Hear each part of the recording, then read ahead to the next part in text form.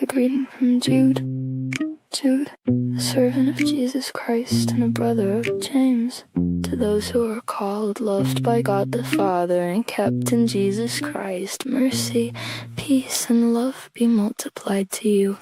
God's judgment on the ungodly, beloved. Although I made every effort to write to you about the salvation we share, I felt it necessary to write and urge you to contend earnestly for the faith entrusted once for all to the saints. For certain men have crept in among you unnoticed, ungodly ones who were designated long ago for condemnation. They turn the grace of our God into a license for immorality, and they deny our only Master and Lord Jesus Christ. Although you are fully aware of this, I want to remind you that after Jesus had delivered his people out of the land of Egypt, he destroyed those who did not believe, and the angels who did not stay within their own domain but abandoned their proper dwelling.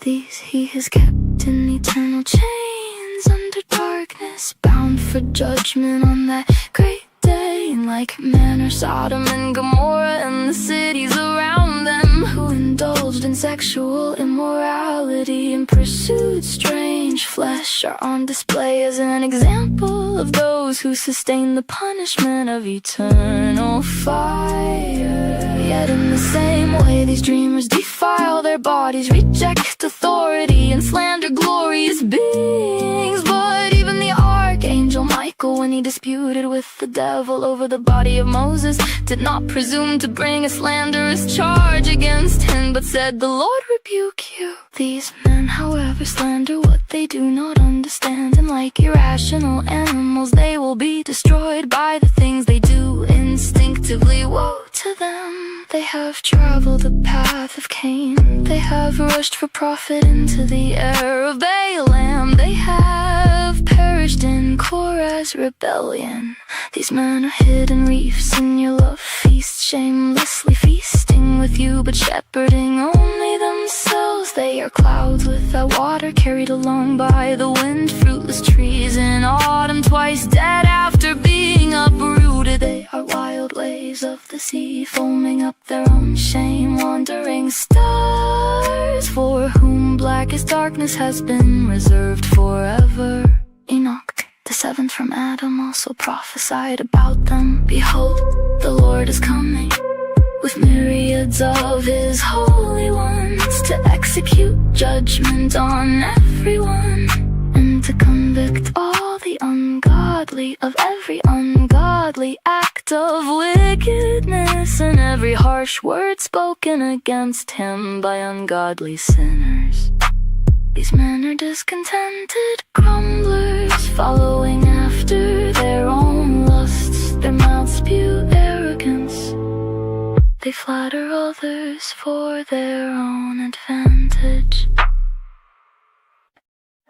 I call to persevere, but you, beloved, remember what was foretold by the apostles of our Lord Jesus Christ, when they said to you, "In the last times there will be scoffers who will follow after their own ungodly desires. These are the ones who cause divisions, who are worldly and devoid of the Spirit. But you, beloved, by building yourselves up in your most holy faith and praying in the Holy Spirit, keep yourselves in the love of God as you await the mercy of our Lord Jesus Christ to bring you eternal life. And indeed have mercy on those who doubt, save others by snatching them from the fire, and to still others show mercy tempered with fear, hating even the clothing stained by the flesh doxology. Now to him who is able to keep you from stumbling, and to present you unblemished in his glorious presence with great joy, to the only God our Savior be glory, majesty, dominion, and authority through Jesus Christ our Lord, before all time and now and for all eternity. Amen. Amen.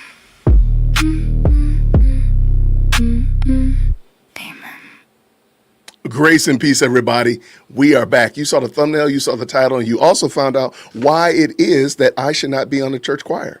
There you go. I didn't realize I had turned my mic off. I'm telling you, man, this life right here is just going to keep me humble. The Lord has seen fit to use this as a means to keep me extremely, extremely humble. So I was singing. I'm sitting there getting everything lined up and turn my mic off. It's usually muted. So then we got that problem. Usually I mute myself and that's messed up. But then this time I actually let y'all know why it is that I should never be in the choir. Now y'all know. I sound horrible. I take the admonition to make a joyful noise unto the Lord. I take it in full stride. Full stride. Shout out to the best live chat on the internet. Thank y'all so much. Appreciate you, Amethyst, for letting me know that I was out there wilding out. I just can't, man. I just need to just go ahead and shut the whole thing down and take it on home. My goodness, in the morning. Shout out to everybody. I appreciate y'all. This has been a busy day. We got a lot of stuff to go over tonight. All right. I'm glad that y'all enjoyed it. I am glad that you enjoyed it. Shout out to Chrissy up in the building. Thank you so much for stopping by. That should not have happened. I'm going to have to go back and listen to that, though. I will have to run that tape back and hear how terrible I sound, even though I know how bad I sound. All right. Shout out to y'all for sure. Thank y'all so much, everybody who's jumped into the best live chat on the internet. I just think that's hilarious. Shout out for sure. I mean, I guess the only worst thing could have been, you could have heard me singing the whole thing. That would probably been, I probably would have had like 2 people left in here and 2 of them would have been me. So I guess we got that. Anyway, what you say, love? We know for sure this is, well, there you go. We're not AI. Shout out to you. What's going on to the best live chat on the internet? Okay, tonight, what I want to do is I had intended to go over a lot of the crazy theories that outright lies that Candace has put out, and then go over some of the goofy stuff that she talked about, like Mormon bee cults and shot from underground and Egyptian planes. So I got my list and I tried to make a really fun infographic. And initially I did 1 through 10. I'm sorry, 1 through 20, please forgive me, 1 through 20. And my AI made some fantastic infographics. They were chef's kiss. But then I looked at them and I'm like, there's a mistake on them. Like, good night. There was a mistake on like 4 of them. And I was like, okay, well, look, can you recreate these 4? I don't know what happened to my AI, but after that, it would not act right. It could not make these things correctly. And it just went completely from everything was like 96% correct to, 96% complete to, sir, what's wrong with you? Why do you hate me? So I'm going to go over it because it was good. I have to admit the initial one was good, but there's mistakes in it. And I got it to make the whole PowerPoint presentation. It was really cool, but there's mistakes. And I was like, okay, well, let's go back and fix these mistakes. And I could not get it to behave correctly. I just couldn't. John, how do I sound? John, you know your job. Yeah, Chat, it will do something great. And then you ask it to do it again. Maybe you like take out 1 word or move this picture around or something of that nature. And it all goes to, I don't even know if this is hallucination. This is straight up like sabotage. It's just straight sabotage. Well, John, you missed it because apparently I turned my mic off and I was singing during the opening. And apparently I traumatized a lot of people with that. Okay, I don't know how to use Grok. I'm not going to even lie. Y'all know me. Y'all know I'm a simple guy. If I find something and it works for me, I'm just going to keep working with it. I do not I'm not like the old dog, new tricks, but it's just, if it just works and I just need something to do it, I'm just going to do it. Like if I showed you the editing program I use to edit my videos, you would probably laugh me out of off this live stream. It's easily circa 2010, easy, but it just works. It just works for me. Right, there he goes. It can do a great job. It can do great on the first run, and everything after that is horrible. Okay, let me pull this in because again, I thought the original one was really good. I'm like, oh, this is excellent, man. This is exactly what I want. Is this it? Yeah, this is it right here. All right, so shout out. So I'm gonna show you my incomplete project, and then we'll go through some videos that are just debunking a lot of the lies and mistruths and untruths and half truths and just outright fabrications that Candace has been putting out for the last 10 months. We'll dispel those. And then, yes, I will be looking at the Josh Shapiro video that he did. Ben Shapiro video that he just did yesterday. That thing was hilarious. So we will be doing that. We got a lot to do today. So let's bring this in. All right. So you see the vision of what I was working on here. Let me drop this out of the way. You get the idea of what I was doing, right? On the left, I got the lie. On the left, I have the fabrication, the fan fiction. Then on the right, I got the correction. All right. All right. Tyler Robinson was never a UVU before the shooting. That has been debunked. Right? Surveillance showed Robinson on campus multiple times before September 10th and several times on the day of the shooting. All right. So we can see that one. You see the spirit of what I was doing, right? It was good. And I think like the last 4 or 5 of them get really crazy. I didn't think this was complicated though, John. Yo, Pro John. I'm going to just call you Pro John. Pro John, I didn't think it was that hard. I really didn't. I did not think this was difficult at all. All right, let me give y'all a bigger screen. There you go. Okay, so you can see this. All right, so this is the spirit of what I was trying to work on. Number 2, Tyler wasn't casing the location. She had said that. In a video surveillance, the report repeated several arrivals, departures, changes in movement, and extensive time on campus. So we see that it's wrong. That was debunked, right? From the trial. Robinson's timeline doesn't add up. The evidence contradicts his story. And this is one where I'm like, well, hold on. This doesn't read correctly. That's where I was starting to try to ask it to make some corrections, and that's where everything went off the rails. Evidence confirmed Robinson's timeline and directly contradicted his claims. Digital, video, and location data all align. No gaps or impossibilities in the timeline. Multiple independent sources corroborated his movements. So I thought this was pretty good, but I wanted to correct some of these times right here. And that's when I brought that in and asked the AI to fix it. And like, let's fix these. And that's when the wheels on the bus got real wobbly, but they're going to fall off in a minute. I was like, man, I thought it was starting out pretty good. Right. See, the times are wrong. That's what I was saying. When I went back and looked at it, I'm like, these times are wrong. And I just thought it was something simple, like, hey, let's go back here and look at these timelines. But that's where the problem started. Tyler never interacted with TP USA personnel. Witnesses testified that Robinson spoke with Turning Point USA staff before the shooting. So that one was pretty spot on. Tyler was never on the roof. Now, see, this is another one I wanted to change it because I'm like, no, I wanted that whole Spider-Man crawling on the roof thing, but I just could not get it to correct itself. Surveillance shows Robinson as accessing the roof and occupying the firing position. And we know that happened on yesterday. Lots of people have been reporting on the very clear video evidence showing that happened. Okay, let's go. There was no rooftop sniper. And, well, we know that's not true. State's evidence included a rooftop firing position, rifle sniper pad, and trajectory consistent with the elevated shooter. All right, here comes another dumb one. Exploding microphone theory. No evidence introduced supported a microphone malfunction or explosive device.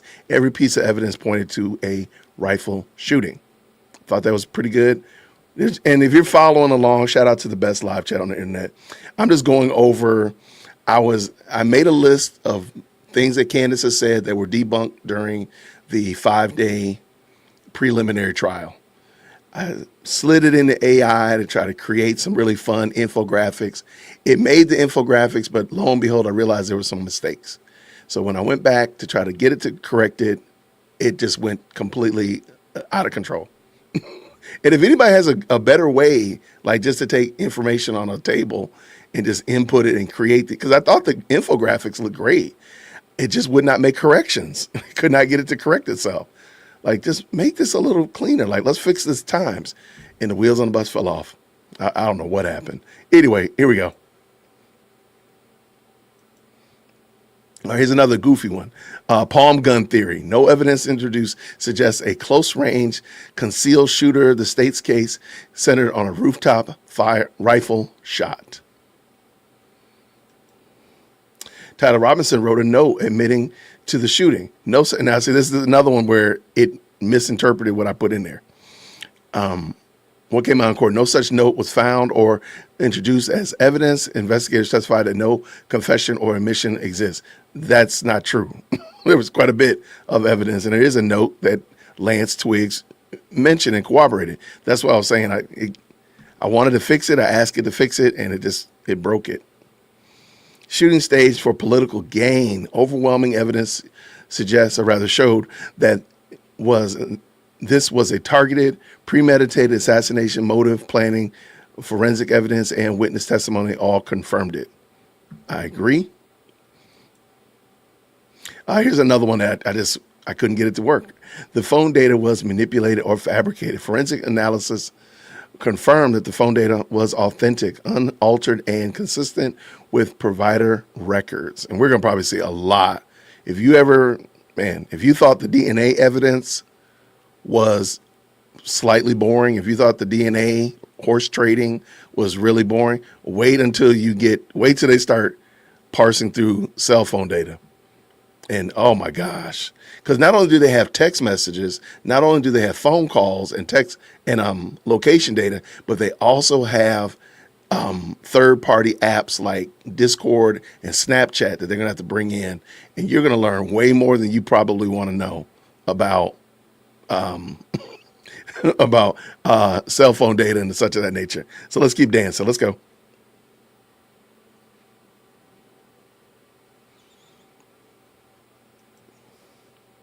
Tyler Robinson had help and was a part of a bigger plot. No evidence or co-conspirators or a larger plot was found. Now, that does not mean that there ever won't be. Just want to put that out there. Investigators found no communications or contact with others about the shooting. Digital forensics showed Robinson acted alone. No charges or arrests of any associates yet. That's all I want to say. Because they could find that out after the fact. But there's nothing at this moment that they can find. Robinson used a cell phone to coordinate the attack. This is one where I don't think it understood what I was asking it to do. And so that's why I say, like, this one right here did not pan out correctly because the dates and the things of the nature don't work right.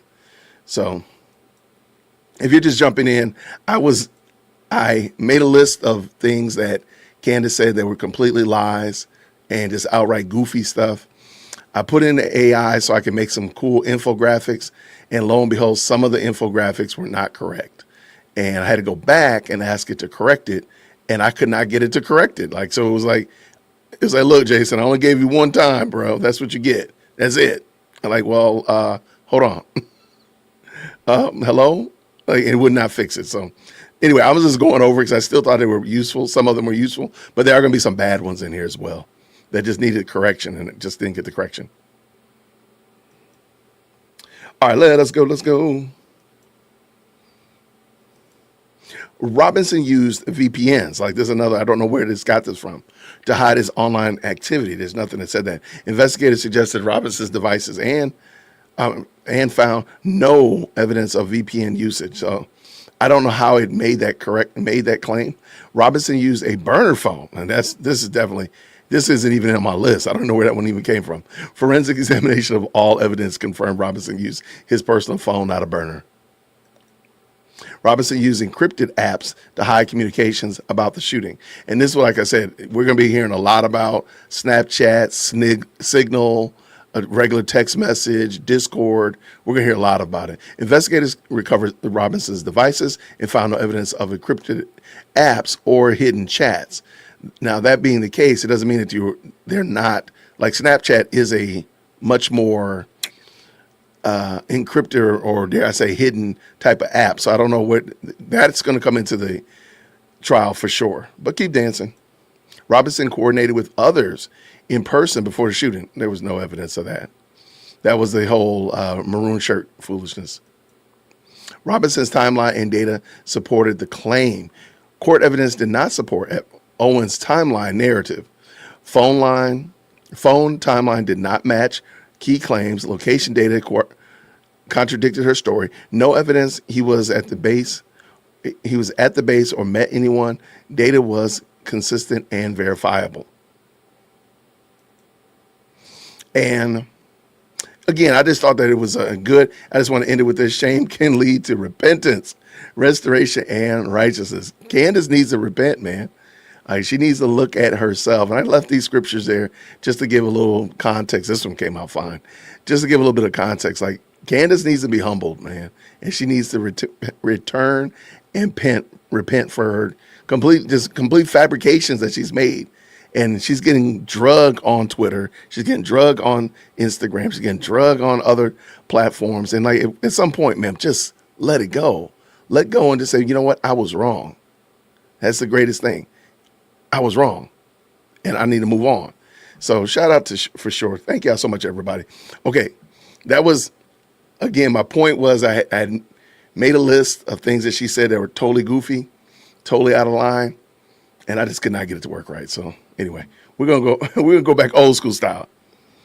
She's making herself look like a fool. I think God is actually making a fool out of her. I told y'all this is her Nebuchadnezzar moment. This is her Nebuchadnezzar moment, man.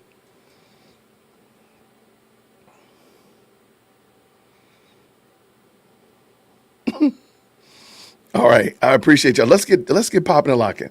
All right, so we're gonna watch Cuomo Crime Time over here. Let's put this brother up on here. Bada boom, bada bing. Let's switch this out first, Jason. There you go. All right, let's see what Cuomo had to say. We're going to start unpacking some of these other stories that Candace has put out there. And let's see how they sound. If you don't mind, green hearts in the chat when you can hear. The Tyler Robinson case, which is, of course, about the assassination of Charlie Kirk. Tyler Robinson said he did it. No one is even arguing otherwise, except people on Twitter who want to get paid, period. That is all part of the problem, not a solution. So what is the reality? This. I just asked him in person if what he said was true the night before, and he said it was. I started crying a little bit and said he wishes he hadn't done it. And what he had said the night before, which we have the text records of, is that he killed Charlie Kirk. Today, though, here's the curveball. We expected the judge to make his ruling as to whether or not there's enough evidence to proceed to trial. I didn't expect Probable cause. No brainer. Lowest standard that there is. The judge says, I hold my decision until September. Why and what does this mean for the defense? Criminal defense attorney Sarah Azari knows the answer. Thank you for joining, my friend, especially on a Friday night. So let me stop Cuomo for a second. I don't know. I can understand. I probably would have expected it, but I don't know. The way this judge has been moving, Judge Graff, I truly expected him to say, let me take some time, a day or two. I did not expect a month, though. I will say that. I did not expect a month. But I did expect him to say, let me take some time to consider whether or not this is enough to bring charges. That being the case, though, I don't know that was, I don't know. I would have been fine. If he had come up and said, yo, this is enough. Y'all need to go in. Yeah, this is enough to bring charges. I wouldn't have been upset about it. But I did expect him to think about it because he just seems to try to be that thorough, in my opinion. why didn't he rule? Well, Chris, in a normal prelim, the prosecution puts on its case for probable cause, which they did. The defense makes a motion to reduce the charges and or to dismiss the charges, and the judge rules right there on the spot. There's no taking it under submission. I think in this case, partly I think, some say this is to buy time, which I don't think it's necessary. This is a death penalty case. I think the defense could get time if they asked for it. I think from what I've seen is that this defense wants a very robust record, not just an oral record that a court reporter transcribes, but a written record. In other words, they're forcing the prosecution's hand to brief their position of probable cause and cite to Utah law as to why they think there's sufficient evidence to proceed to trial. So I think this is just the strategy of this defense, and rightfully so, because their client's life is on the line. So I didn't put it the right way. It's not the judge that's forcing this to go to September. It's the defense. Oh, yeah. The defense asked for briefing, and I believe the prosecution has a certain amount of time to present their brief. The defense then responds to it. That makes sense. And then the prosecution replies to it, and then the judge has an oral hearing on the brief. Oh, then I totally misunderstood it then. I thought that was on Judge Graff. Okay. I did not understand that. Well, there we go. Okay, that's what the briefing was. Okay, that's why they keep putting all this weight on the defense. Like, why you keep bringing up the defense? Oh, yeah, I don't know why they have much power either. That actually is worse, in my opinion. Yeah, that makes perfect. Okay, you know what, y'all know what I'm gonna do. I'm gonna back that up a little bit. That makes so much sense. I was wondering why she kept saying the defense. Okay. We got to back that up now. We're going to do, who was that? Back that thing up. I don't remember who it was, but we're going to back that thing up. Let's go. Taking it under submission. I think in this case, partly, I think, some say this is to buy time, which I don't think it's necessary. This is a death penalty case. I think the defense could get time if they asked for it. I think from what I've seen is that this defense wants a very robust record, not just an oral record that a court reporter transcribes, but a written record. In other words, they're forcing the prosecution's hand to brief their position of probable cause and cite to Utah law as to why they think there's sufficient evidence to proceed to trial. So I think this is just the strategy of this defense, and rightfully so, because their client's life is on the line. So I didn't put it the right way. It's not the judge that's forcing this to go to September. It's the defense. Oh, yeah. The defense asked for briefing, and I believe the prosecution has a certain amount of time to present their brief. The defense then responds to it. That makes sense. And then the prosecution replies to it, and then the judge has an oral hearing on the briefing and then rules on it. Very extensive, very drawn out. This is not normal. Wow. Appreciated. You made a very good point I would like you to make again, which is ordinarily probable cause is established by a grand jury in an indictment. Here, Utah has this process, and you say this is a unusual and very good opportunity for the defense. Why? So, Chris, in many states, for example, California, where I practiced for many years, the typical scenario is to file a complaint and charge the defendant and then go to preliminary hearing. We don't as often have grand jury indictments like you do in New York. However, a grand jury indictment is a probable cause hearing that the grand jury decides. And so the defense has no opportunity to cross-examine or challenge the evidence at that stage. In fact, nobody from the defense is present in the courtroom. With a situation like this, where the defendant is charged by a complaint and then there's a preliminary hearing, there is a benefit to the defense because the defense gets an opportunity to cross-examine and challenge the evidence before it goes to trial. And that's something that is, unique to criminal cases, or I should say in civil cases, you get a lot of opportunities to depose. You don't really get that in a criminal case. So this is the opportunity for the defense. If the defense had, it wasn't him, he was with somebody else, he was compelled to do it, he didn't know what he was doing, would they bring that up now or not yet?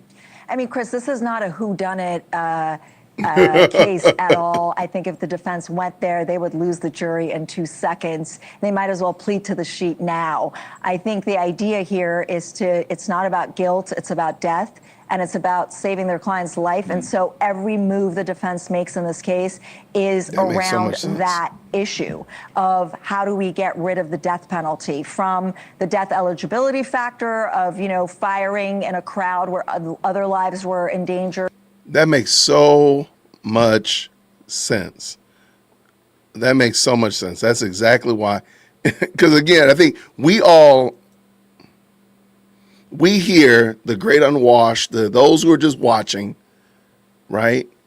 We're assuming that they're arguing that Tyler Robinson is innocent. And actually, in all honesty, they're not arguing that. They're arguing to get the death penalty off of the table because they know they can't argue that he didn't do it. That's a foregone conclusion. That makes so much sense. They're just arguing to try to get death off the table. Let me back that back up so we can understand exactly. This was very good. I'm glad I brought this on. Okay. All right. Let me bring it back in. Nope. There should be no plea off the tape. Right. Oh, I agree. I agree 100%. No, he's got a whole team. Ain't no public defender. He got a whole team. They have paid for good money being paid for this. I don't know who's paying for it. I have no idea. But let's go. Here we go. To cross-examine and challenge the evidence before it goes to trial. And that's something that is, unique to criminal cases, or I should say in civil cases, you get a lot of opportunities to depose. You don't really get that in a criminal case. So this is the opportunity for the defense.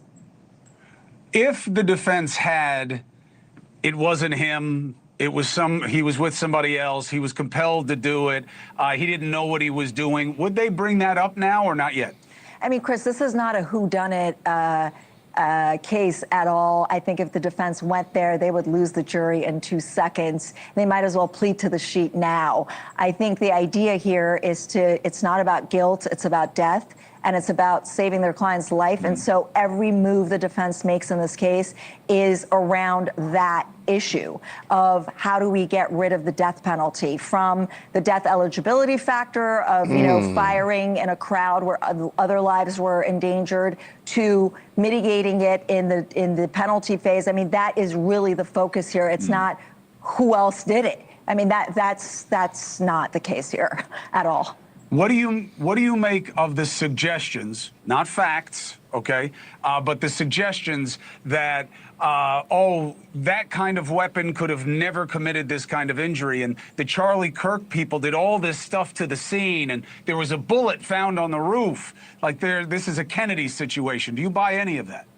Are you talking about the ballistic issue that was elicited in the preliminary hearing, or are you talking about the conspiracy theories? Because those are two very different things to me. Well, the ballistic thing was just about the rifling on the barrel, which often doesn't match precisely. But all of the other stuff that's in the universe of suspicion, which you could know what you're saying, Chris. Stuff. I mean, I think it's so whack. I mean, look at, for example, they said he's still alive, right? There was 5 days of testimony, 40-something exhibits.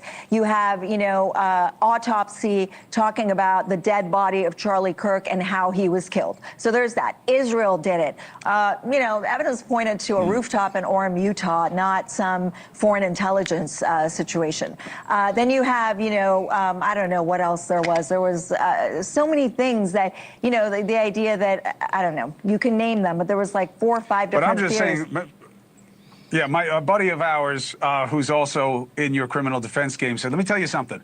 If there's anything to any of that, you know who'd be saying it? His lawyers, not somebody on Twitter. Right. So anyway, I appreciate your insight. Or saying that, some inside job by the organization. Well, how do you square that with his own handwritten confession? I mean, that doesn't make any sense. It's completely whack. Well, I appreciate you putting it out there. Shout out to her using the word whack. Shout out to her saying whack in 2026. I mean, she said wickety, wickety, wickety whack. Now, that would be different. That would be upscale right there. But shout out to her using whack. And I like the lingo. Sarah Azari, thank you very much. I appreciate it. Thank you for watching. All right. Shout out to Chris Cuomo. I thought that was useful, man. I got a lot out of that. I did not fully understand why they were doing court like they were doing it. And I definitely, unequivocally did not understand how it was that the judge was going to take almost 2 months, nearly 2 months, 6 weeks to decide. But now I understand a little bit more perfectly what these briefs were. Shout out to them. I appreciate that. That was useful. Extremely helpful. I'm sorry, I don't use the word whack that often, I have to admit. She was keeping it real, absolutely. I wonder how cooperative he has been with his attorneys. I've always wondered that. I would love to see, like, how much do the attorneys and the client, how truthful are they? I've always wondered that. They'd be like, look, man, I really did do this, man. Get me off. Yes, I did it. I was a bad dude. I did it. I did wrong. I did this thing. I wonder, did they come clean and then the attorneys got to try to figure it out? Or are they lying to their attorneys? I've always wondered that. And I mean, attorneys are tasked with defending people that maybe they disagree with. Yeah. That they disagree with, that they ideologically disagree with, so on and so forth. So let's make whack great again. I agree.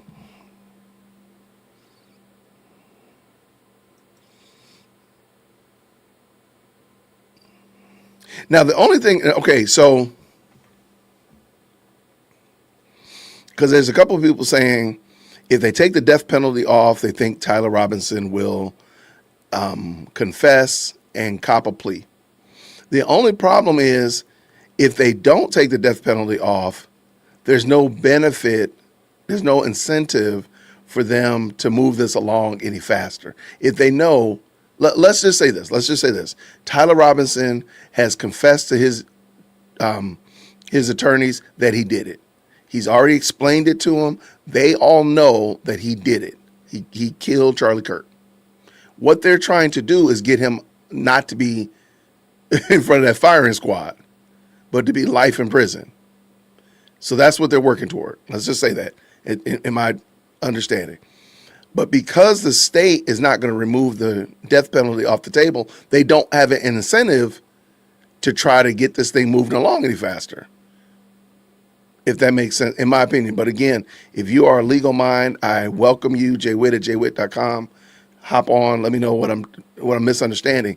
But if they know, like, okay, yeah, we're really just trying to get the death penalty off the table for this guy because we want him to, just rot in jail. Maybe he can, just rot in jail rather than rot in the ground.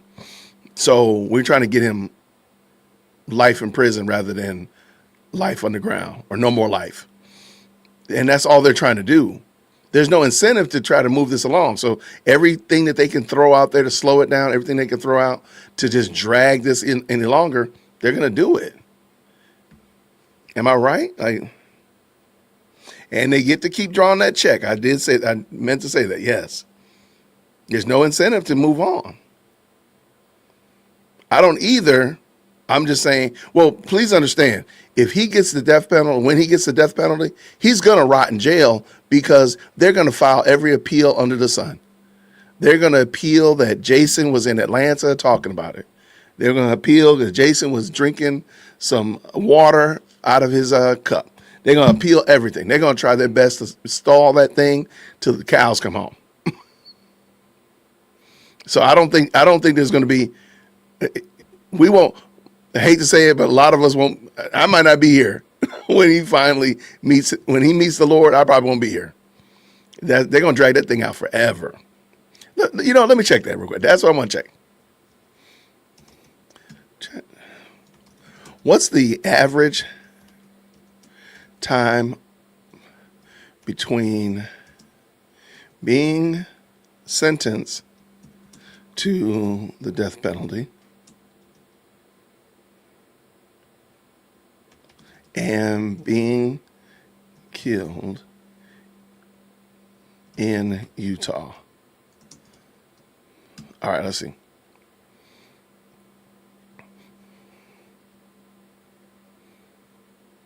The average, here you go. Like I'm telling y'all, I knew it. So let me pull this in so y'all can see. I just asked ChatGPT, my office assistant. I said, what's the average time between being sentenced to the death penalty and being killed in Utah? And they said, in Utah specifically, the average time between death sentence and execution is currently 33 years. I was hoping they were going to say 33 months. That figure was cited during a discussion of Utah's legislation earlier this year about speeding up the appeals process. 33 years. Look at this. A few examples. Ralph Menez was sentenced to death in 1988. 1988. How old was your boy? Your boy was 14 years old. Okay, yeah. And remained on death row for 36 years before his execution was scheduled. It doesn't even say, but did he pass away? Was he killed? That's like last year, right? You see what I'm saying? Like this is not gonna go well. Whew. This person's name is I don't even know. I'm not gonna mess that man's name up. Executed on the August 2024 after spending 26 years on death row. So he was sentenced in 98. That's crazy. Several current Utah death row inmates have been there for more than 30 years. Yeah.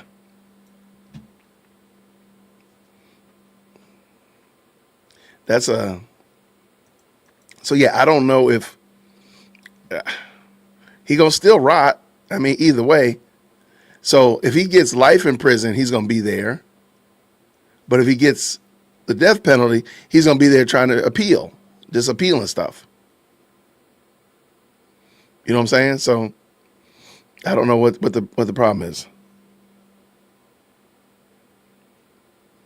I mean, I don't know what the solution is. I apologize. I know what the problem is.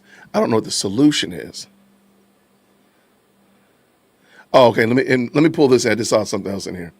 All right. This long delay is primarily due to automatic appeals. Like once you get the death penalty, you get an automatic appeal, post-conviction proceedings, ineffective counsel claims, new evidence, constitutional challenges, federal habeas corpus review, litigation over execution methods and competency issues.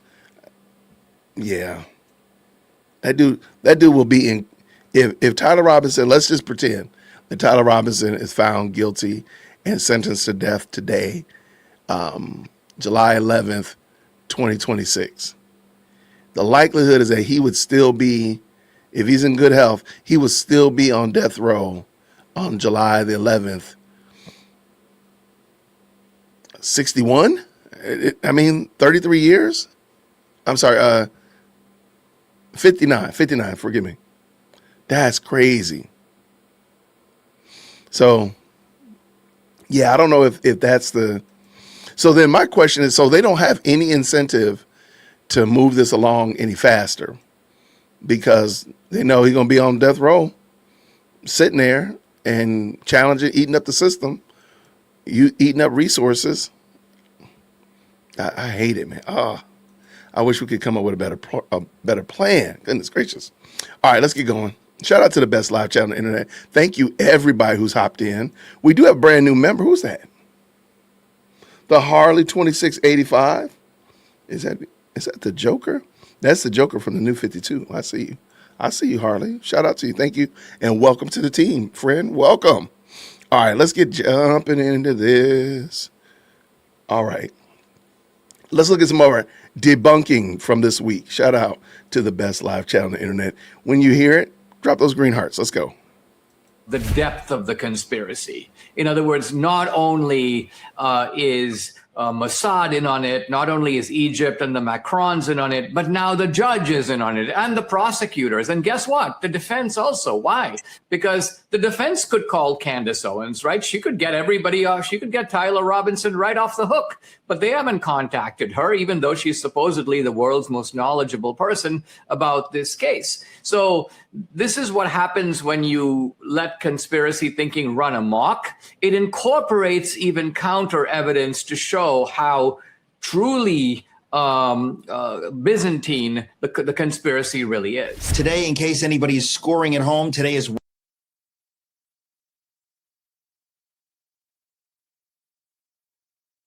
Dinesh D'Souza is just too smart. What in the world? Byzantine? What are you talking about? What you say about my mama? What are you talking about? I love Dinesh D'Souza. I love that guy.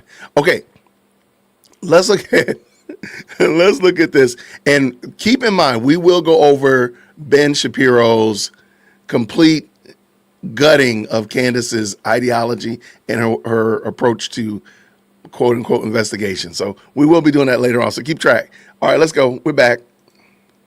Wednesday, the 8th of July. I mentioned it earlier in my introduction. There are many things we can talk about in terms of what's going on in the news, but at the top of the list, unfortunately, I guess, is this murder trial. Our friend Charlie Kirk was murdered at the end of last year, and the trial is going on right now. I don't have much to say about the trial. Perhaps you have something you want to say. Well, it's not a trial.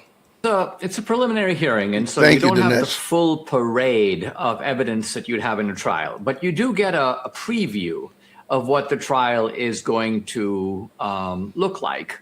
And right away we see that this is a straightforward case with a tremendous amount of evidence. I mean, evidence coming from the Everywhere. alleged perpetrator, from his mother, who identifies him in the videos, from his dad, who turned him in, from the bullet casing, which was still in the gun. Part of it for me is I haven't gotten too involved in the Candace Owens shenanigans, but as I watch the trial, I'm trying to view it almost comically or tragicomically through the lens of a diehard Candaceite, because everything being said contradicts what she's been saying. She even says that it's not even Tyler Robinson in the videos, even though his own mother says it is. The more you think about it, man, you do have to feel sorry for them. You do have to feel sorry for these people. Like, they are so committed to the bit. So you all know that I have teenagers. And one of the things that we do, I'm just take a little story time with Mr. Whitaker. Yeah, I said that tongue in cheek. I was kind of tongue in cheek. So one of the things that my daughters like to do is they love to talk about plays and movies. My daughters are enamored with the Hunger Games. They cannot wait. If it were possible, my second born would be sitting outside of the movie theater right now, waiting for the new Hunger Games movie to come out in November. They are excited. And now, granted, I like the Hunger Games. I didn't like that one with Rachel Zegler, but I like the Hunger Games. I think it's a very convoluted world, but I enjoy it. So we will be going to go see it together, right? So what they're doing now is they're reading through all of the books to get ready for the movie. And so my second born has mapped it out that she's going to read so many pages and through all of the books that she has to be ready to be just about finished right before the movie comes out in November. Crazy work, right? So what they like to do is they like to ask me questions about the quarter quell, or ask me questions about Hamish, or ask me questions about these people in the story and such like that. And the trick is I have to pretend like I know what I'm talking about. That's the whole thing. They know that I don't know what I'm talking about. They know that they're asking me a question that I really, truly, honestly, that their grandfather would have said, girl, what you talking about? But they know that I am going to play along with them, and I'm going to and it's called keeping the bit going, right? And I have to commit to it. So when they come in here and they say, Dad, tell me what you think about, do you think it was right for them to start the quarter quell with playing the music, the sounds of the little kids playing, and these are the kids that are and I have to keep going. I have to pick it up, and I have to just go. I don't have to know what I'm talking about. I just have to keep doing it. And that's the whole joke. That is the entire joke. My wife looks at him like, what in the world are y'all talking about? I'm like, I don't know. I'm just committed to the bit. I'm committed to it. I got to do it. And it's a game. Actually, we have a video on my channel earlier on when we used to play games in the car, and we used to talk about people that are driving. We say, hey, President Firstborn, who's driving that black Escalade, and what do they listen to on the radio? Hey, Chief Executive Secondborn, where's that lady in that blue Honda? Where's she coming from? And what are the names of her kids? And they would have to make up these elaborate stories. And the better the story, the better. You had to keep going. You just have to keep going. You have to commit to the bit. That's what it's all called. It's called commit to the bit. And you got to commit to it. You're committed to it because your last name is Whitaker. So you got to do it.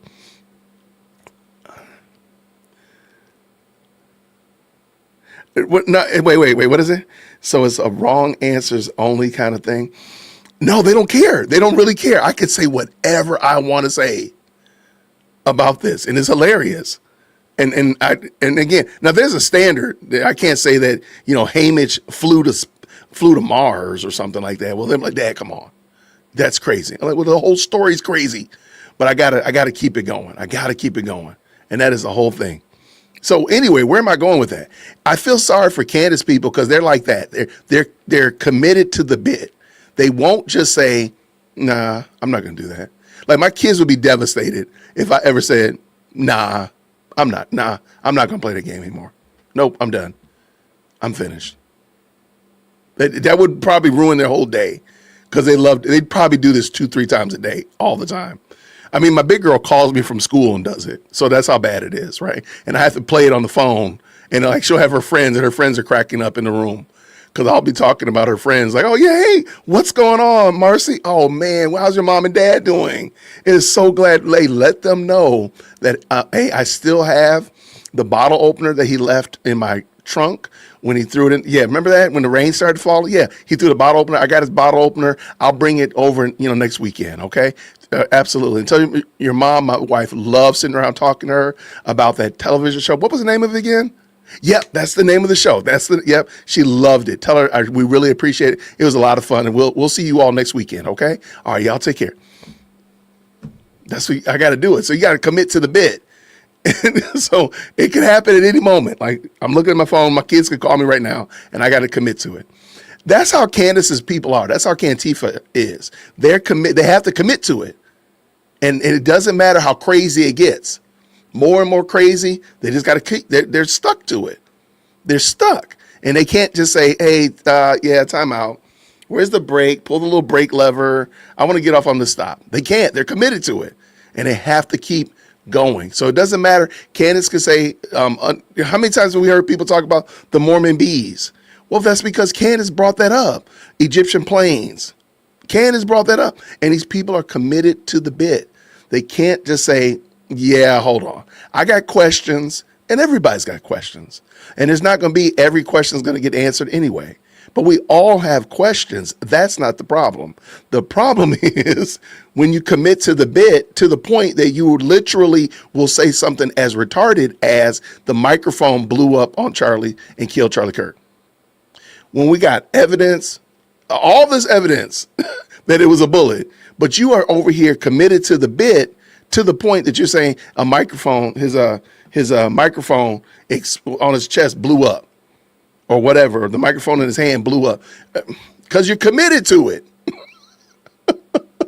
You're committed to it, man. You can't let go. You can't get off the train. The crazy train is going 100,000 miles per hour. You just can't get off. And I feel bad for him because I'm like, you're committed to the lie to the degree that you are now making up stuff that sounds insane. And that's not even the high watermark of insanity, in my opinion.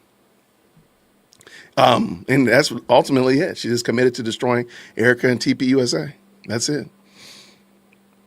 But anyway, I just wanted to go on a little story time with Wit, because Dinesh is going to be all super smart. So at least I can give you something funny. Okay, let's go back to Dinesh. Green hearts in the chat where you can hear. She says he was never on campus, even though video shows him on campus before and during and after. So, well, let me ask you, Dinesh, what do you make? Because this is always the ultimate question. What in the world is with this woman, Candace Owens? I mean, it's I've never been as baffled by anything as I am by the phenomenon of this woman, Candace Owens. I mean, she seems to be either demonically possessed or, I'm not joking, right? It seems completely otherworldly. Her ability to spin facts and confuse evidently hundreds of thousands of followers. It's completely mystifying to me. I'm gonna jump in. Ooh. I'll answer. In the chat, how many of you all are parents? How many of you all are parents? In the chat, give me the number of children. Put the number of children that you have, or you want to put a little kid emoji in there, whatever. When you were bringing up your child, and you were getting close to introducing him or her to solid foods, all right, you probably had this phenomenon where you were really struggling with introducing them to like fast food items like French fries or anything like that, because you knew, like all of us know, them joints is addictive, right? And so you're like, I don't know if I want to give them, I don't know, but man, we in this car, it might be easier to just give them some fries. It might be, we're in this car, it might be easier to give them something. Maybe it's not the best, but it's better. Like Chick-fil-A fries. We know Chick-fil-A fries are from Jesus, right? We'll give them some Chick-fil-A fries. But keep you sane. But you struggled with introducing your child to solid foods that would potentially turn into long-term habits, right? Everybody has done it. Everybody, chicken nuggets, absolutely. All that kinds of highly processed foods. Why? Because you know that there's pseudo addictive. They can potentially carry the child into an area where you're always getting food out the window, always getting food passed through the window, right? Always yelling in a microphone to get food passed through the window.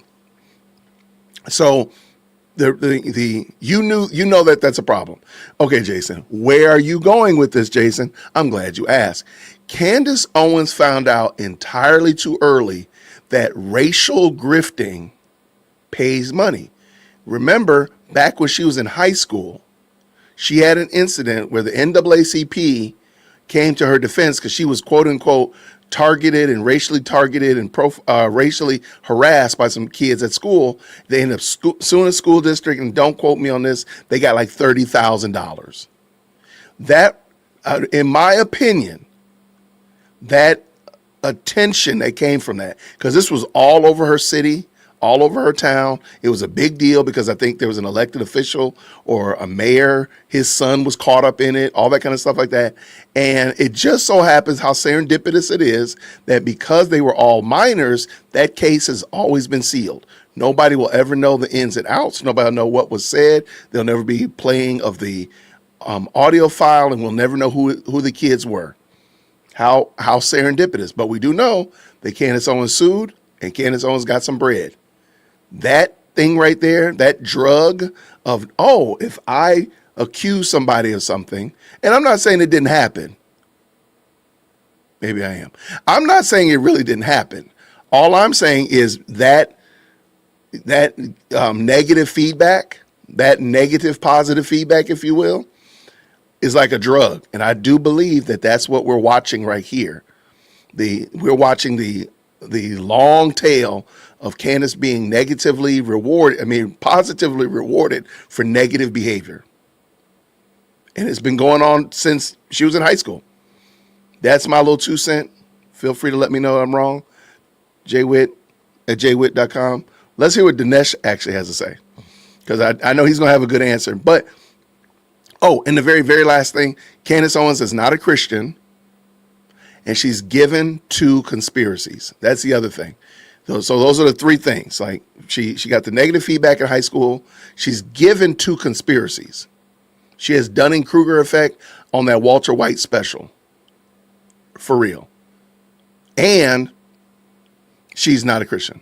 So those three things come together to form like the Candace Owens monster Voltron type of situation. All those things come together and form Candace Owens. I mean, there's some other aspects to it, but that's it. Hey, Dinesh, finish this up, my friend, because you're saying something intelligent. Let's go, Dinesh. Well, there is and there's a bunch of videos on this, by the way, on YouTube. The phenomenon is called malignant narcissism. And the basic idea here is that the malignant narcissist lives in a world in which the whole universe is constructed for your benefit.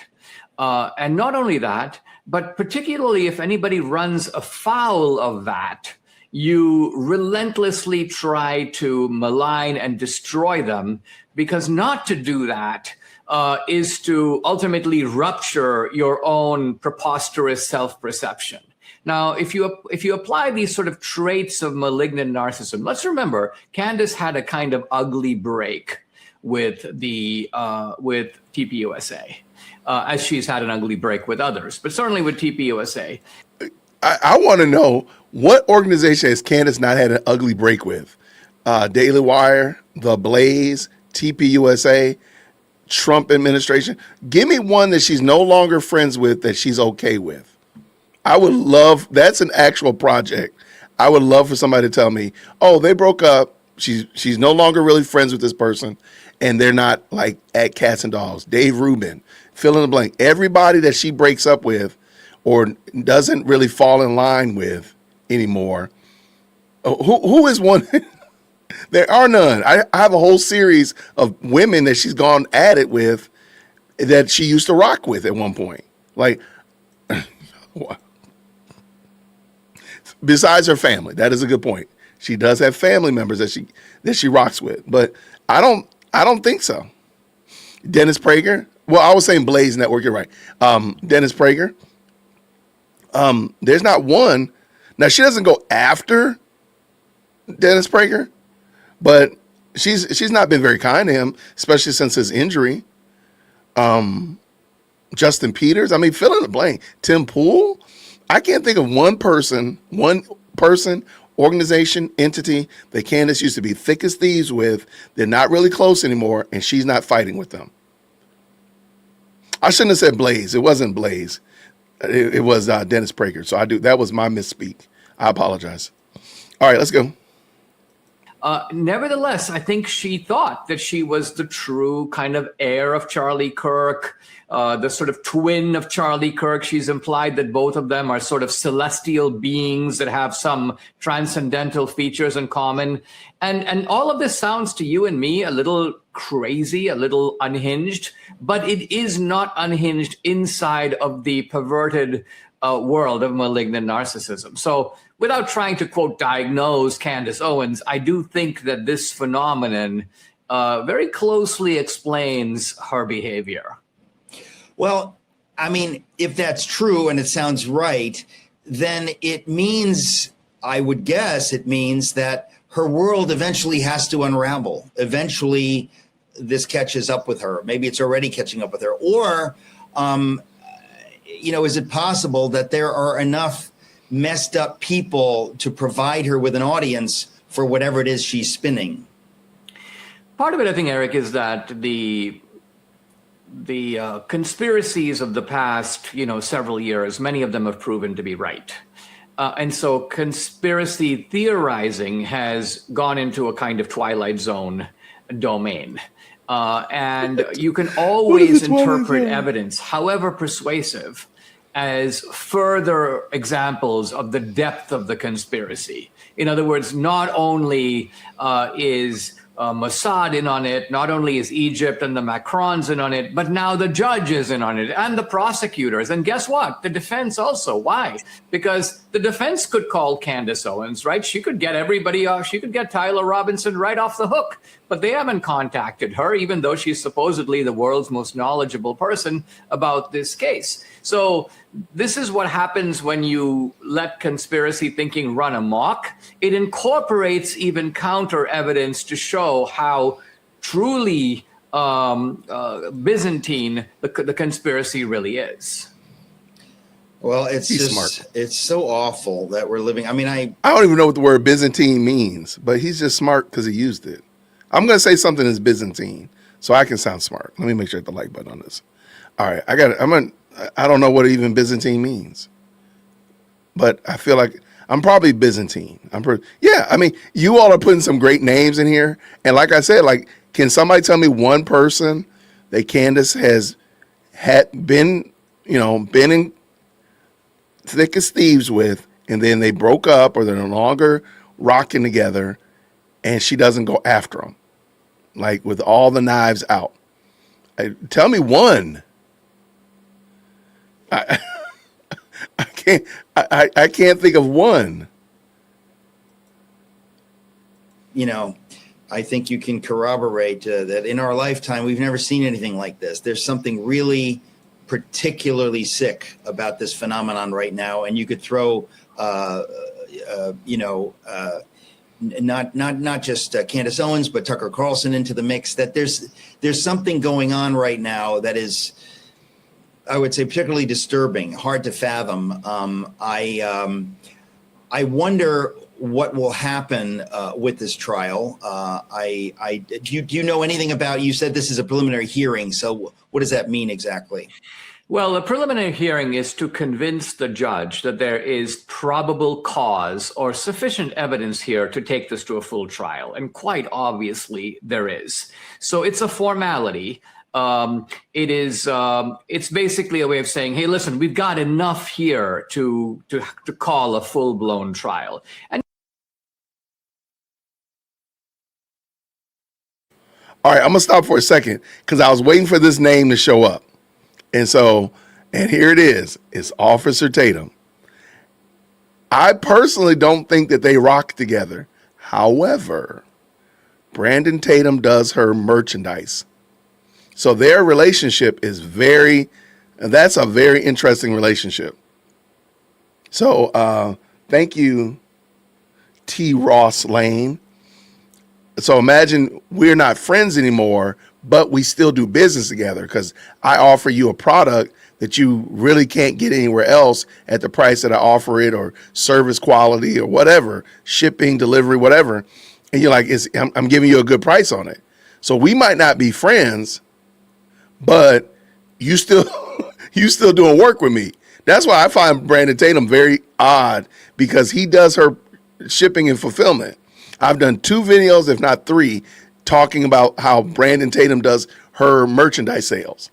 The shirts that you think are gross, the shirts that you don't like, the merchandise that Candace puts out, Brandon Tatum produces that. So that relationship, I was waiting for somebody to pull it up, or to mention it rather. I don't know how they work that out. Right. That one right there, I really don't know how they square that peg. But anyway, I thought that was cool. I was waiting for somebody to bring it up. So let's see, anybody else? Shout out for sure. Thank you, Vanessa.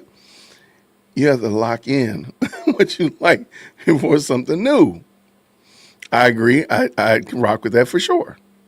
Thank you so much for the 2. I appreciate it. Also want to say thank you very much to SC Dog. If he gets the death penalty, he'll be on death row longer than Charlie was alive, and that's sad. That is a very real observation. I didn't think about that, but thank you so much for that, and thank you for the 5. And you're right. You are 100% correct. So let me just see real quick, make sure I didn't miss anything. Yeah, I don't know how Brandon Tatum fixes that. I really, truly don't. That is a weird situation. So all of her merch comes from, and I've done the videos on it. If the mods want to drop the links in there, I forgot the name of it off the top of my head, but I've done 2 videos, if not 3, showing you Brandon Tatum's website, and you see that he's the one that provides her merchandise. Because he has several businesses. I'm not mad at Brandon Tatum by any means or measures. Oh, she's still on there now? Is she still on there? Yeah. Look, Brandon Tatum, as it relates to a business and a content creator, I tip my hat to him because he definitely knows what he's doing. But from the standpoint of a moral representative, I'll pass. I'll pass on that because I'm not. No, my dude, you're not. I ain't mess with you.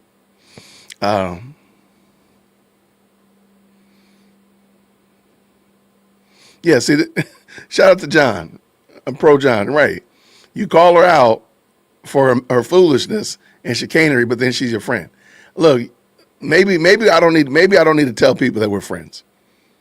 Maybe I need to call you out for your foolishness, and maybe I need to reconsider. Why? I mean, that's just a whole nother thing. Let's go. Okay, Brandon Tatum has called her out this week, yeah, but he also still provides her merchandise for her website. So her merch sales comes through Brandon Tatum's fulfillment company. He does it. So I don't know what the calling out means when I'm getting paid to sell your shirts, to sell your coffee mugs, to sell your hats. I don't know what it means. Help me out. jwitt@jwitt.com. Let me know maybe I don't understand it. I need some different friends. That's what I need. Well, I got Greg. Greg as my friend. Too bad we couldn't have seen the zoomed in rooftop video that eventually. but eventually it will come out. Shout out to Greg. Thank you so much for the 20, my friend. Yes. And apparently they played a very clear 4K video of Tyler Robinson taking the shot yesterday at the end of trial. I don't know how they're going to fix that. I don't know how the defense is going to fix that. But we will. Personally, I wish they would just go and plead. But you got my point. Let's go back to Dinesh. What you got, Dinesh? You do this not by producing every witness, but by producing enough to show the judge, guess what? We've got good reason to think this guy did it. Yeah. And that's what this hearing is about. Should we move on to the subject of birthright citizenship? Yeah, I'd like to. I talk about this in my current show this week, and it's. I've been trying to think about the issue of why we have this kind of divide, and I mean divide among the conservatives, right? The reason that we lost the case is because two conservatives, at least two, defected over to the other side and sort of made common cause with the liberals. So why is there this kind of rift on the court over something like birthright citizenship? And I argue that the answer is that all the justices on our side, all of them, from Alito to Barrett to Chief Justice Roberts, are kind of trapped inside of an interpretive framework.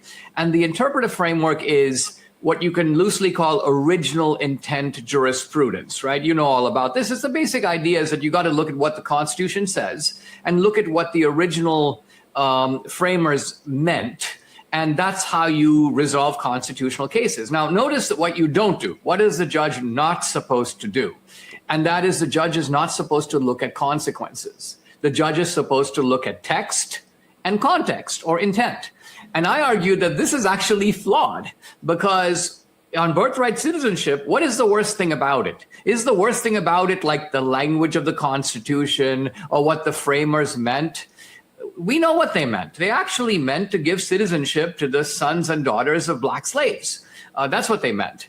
The actual language of the Constitution, the 14th Amendment here, is a little ambiguous. Each side can read it one way or the other way. But my point is the really bad thing about birthright citizenship is the way in which this is being roundly abused by illegals from Guatemala and Honduras and elsewhere, and Chinese millionaires who are dispatching Chinese women to have kids in America that go back and live in China. In other words, the consequences are what's truly atrocious. And yet, if you look at the conservatives, none of them can say, we can't allow this because the consequences are bad.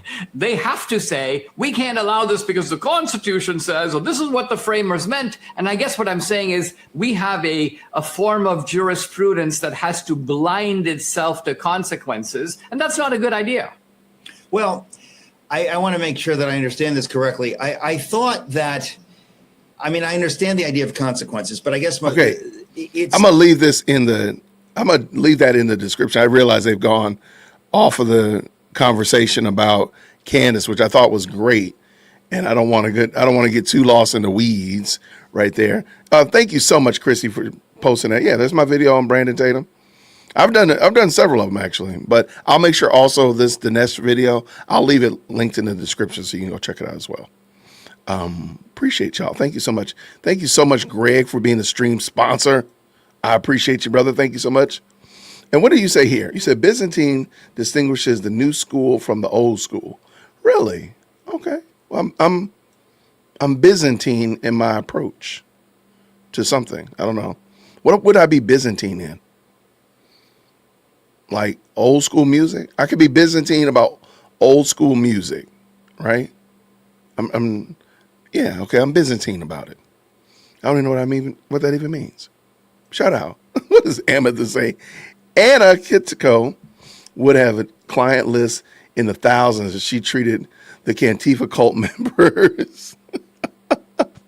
Candace, meanwhile, will be pictured next to Ted Bundy. Shout out for sure. Thank you so much for the 5. And you are 1,000% correct.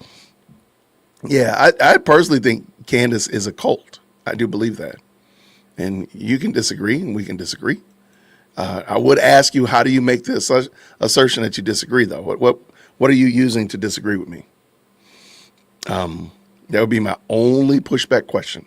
What are you using to push back? All right. We're gonna jump over here. Y'all know I like Asmongold, and Asmongold jumped on. Now and that the Charlie he's been abusing Candace for a while, so this is not something new. He is definitely not new to this by any means or measure. I want to bring in what he said about Candace. He's looking at Candace, Nick Fuentes, and he had this whole discussion. I'm going to tell you up front, I did not take any time to edit out the language, because Asmon, we got to pray for the brother. Asmon, his language is not sanctified. So, somebody sent me an email. Thank you so much for the 2. Let me go find out. I'll pull it in a second. So let's bring Asmon up in here. Asmon, you definitely need to come up here to the front of the church. So let's bring him in here. Asmon, jump on up here to the front of the church. Green Hearts in chat where you can hear. Now that the Charlie Kirk trial is in session, everybody, let me see if I can pull this up and show you. Give me 1 second. I would read these. So now that the Charlie Kirk trial is in session, you have a ton of people that are trying to do damage control for like very clearly and very obviously. Here's one right here. No, Andrew, the big problem, this debilitating narcissism, you could hijack Charlie's legacy. His show, his organization, and pervert his vision. Oh my God. Hello, Miss. And she got absolutely, completely fucking destroyed by this account, Data Republican. 74,000 likes. Is that Tyler Robinson, who did not attend UVU, had never been on UVU campus, packed up his car that day, jumped onto a rooftop, figured out how to like jump around like Spider-Man, and just knew exactly where Charlie Kirk would be seated just by having never been there. I don't Do you think Tyler Robinson was there. You don't think he was there? No. I think he's a total patsy. I think they get lookalikes and they got everybody wearing the same outfit. I think he played a role, and I believe that what he did was he picked up clothes and he dumped them behind the Dairy Queen.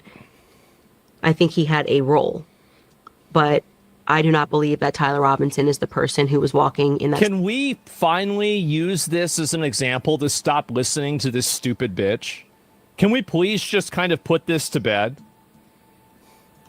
Really? Like, I mean, I don't understand how anybody takes this person seriously anymore. Staircase. Please. I do not believe the person walking in the staircase. And I feel confident stating that Tyler Robinson did not murder. His roommate is a federal asset. So let me stop for a second also. One of the things that I got a little pushback, I said, Candace, there's a video where I compare Candace Owens' quote unquote journalism to Nick Shirley's journalism. And I mentioned that Candace doesn't go to locations. And I got some pushback. You know, she went during the BLM riots, she did this and she did that. And I was like, okay, I can get you on that. Why is this trial in the last 10 months? Because Candace has been all over the world for the last 10 months. And y'all do realize Candace has probably taken more vacations since Charlie Kirk breathed his last breath than some of y'all have taken in 20, 30 years. It's crazy work how many vacations this woman's been on or trips she's been on. She's been on like 6 in 10 months. That's crazy work. But I digress. But she could not go to UVU at all. None of those trips. She couldn't go to UVU to do any kind of investigation. So she would not say something as retarded as the whole Spider-Man climbing the wall like Spider-Man to get on the roof statement.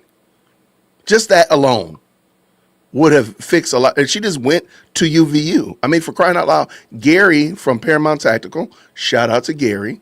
He went, spent several days there, drones flying around, walking around the campus, meeting people, and and went on the roof and showed you how easy it is to get on the roof. So it at some point, the people who follow Candace, Cantifa, you're going to have to realize, like, she's just making a fool of y'all. And why would she not just go there if it's so important? This investigation is so important. Do you not think that Candace Owens doing a live stream from UVU would have done well? Come on, man, for real? I mean, that would have done great numbers. But no, she's just sitting in her basement talking. That will never cease to amaze me. Like, why is it so important, but you won't go to the actual school? And don't you dare Don't you dare touch that keyboard, talk about she can't endure the emotional trauma of being where Charlie Kirk was killed. Shut your mouth. Please stop with the foolishness. You know, like I know, she don't care. She does not care. That's what you don't want to admit. She doesn't care. That's what. Okay. I just have to get that off my chest. Thank you so much. Lance Twiggs, the person. Why do you think that? Because the police didn't even question him. The police didn't question him, so he's a federal asset. Which is, if you run the theory that he was killed with a patent-shaped charge, then they all suddenly start to make sense. Why they wouldn't bring the bomb dogs over to where Charlie died was that he was shot from below.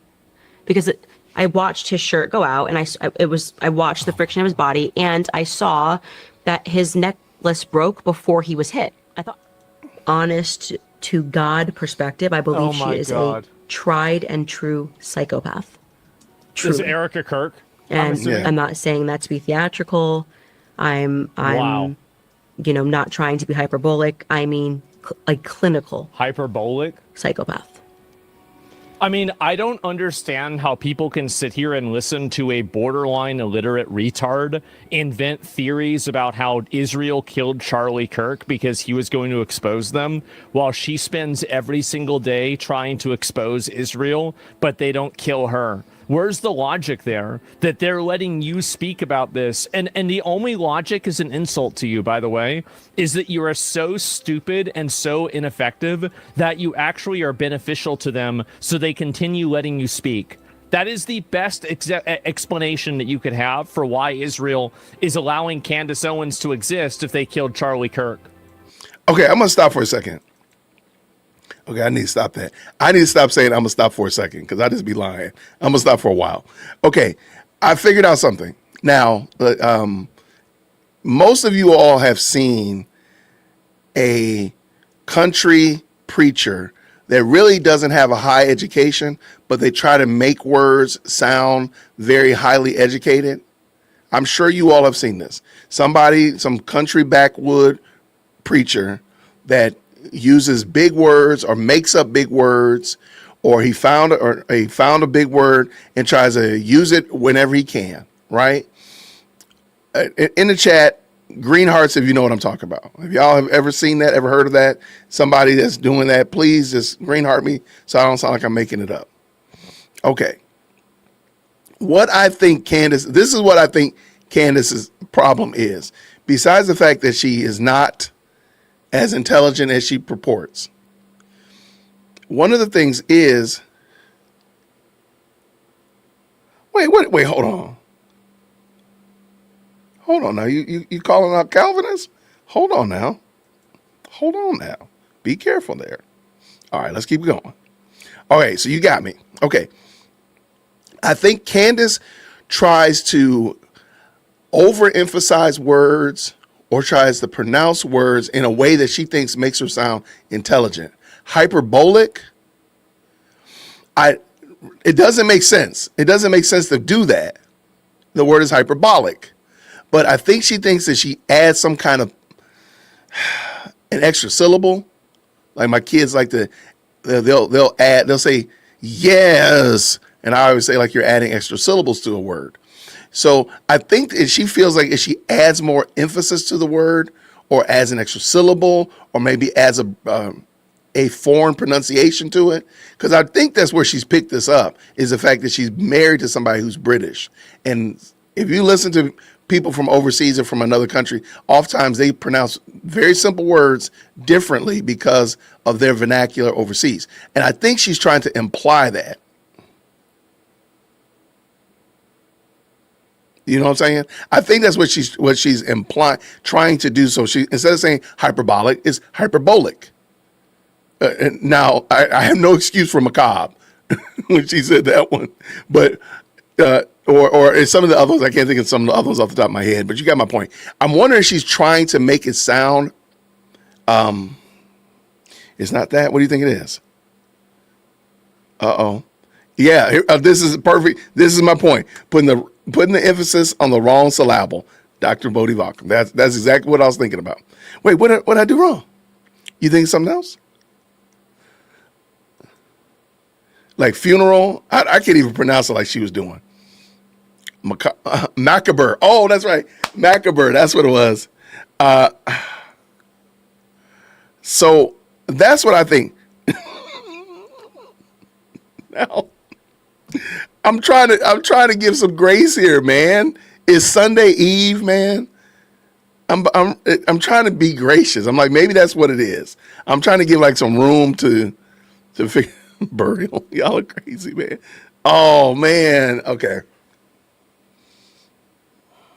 Yeah, that one's just stupid. You can't beat that one. She's not gonna beat those charges. That was, and the fact that you all are writing it like she said it, and now I can see it, I can hear it in my head at anecdote. I can hear that in my head now. I'm gonna put all of y'all in 0-second timeout.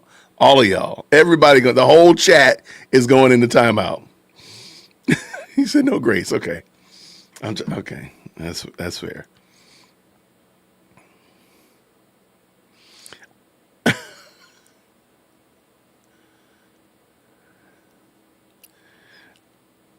All right, no, dog, nah. Yeah, she got Dunning-Kruger. Like, she has Dunning-Kruger on speed dial. That's the problem. I think she just has Dunning-Kruger. She is just dumb. Yeah, I mean, I was really trying, y'all. I really was. But now y'all done put me in. I'm going to join you in 0-second timeout. I was trying, man. Yeah, y'all got me. You got me. Yeah, and the whole, like, okay, can we agree that some of it might be she's trying to sound intelligent? Not all of it, of course. But some of it, man, can we at least agree to that? Because y'all killing me over here. Y'all beating your boy up. I said, man, the more y'all put it in here, I'm like, yeah, that does sound dumb. That does sound pretty stupid. Oh, man, Barrett. Yeah, never mind, I'm done. Yeah, I'm done. Y'all are right. I tried. I'm done. Yeah, y'all got me. I quit. Where's the white flag? I'm waving the white flag. Hold on, I can find me a white flag. Yeah, waving the white flag. I quit.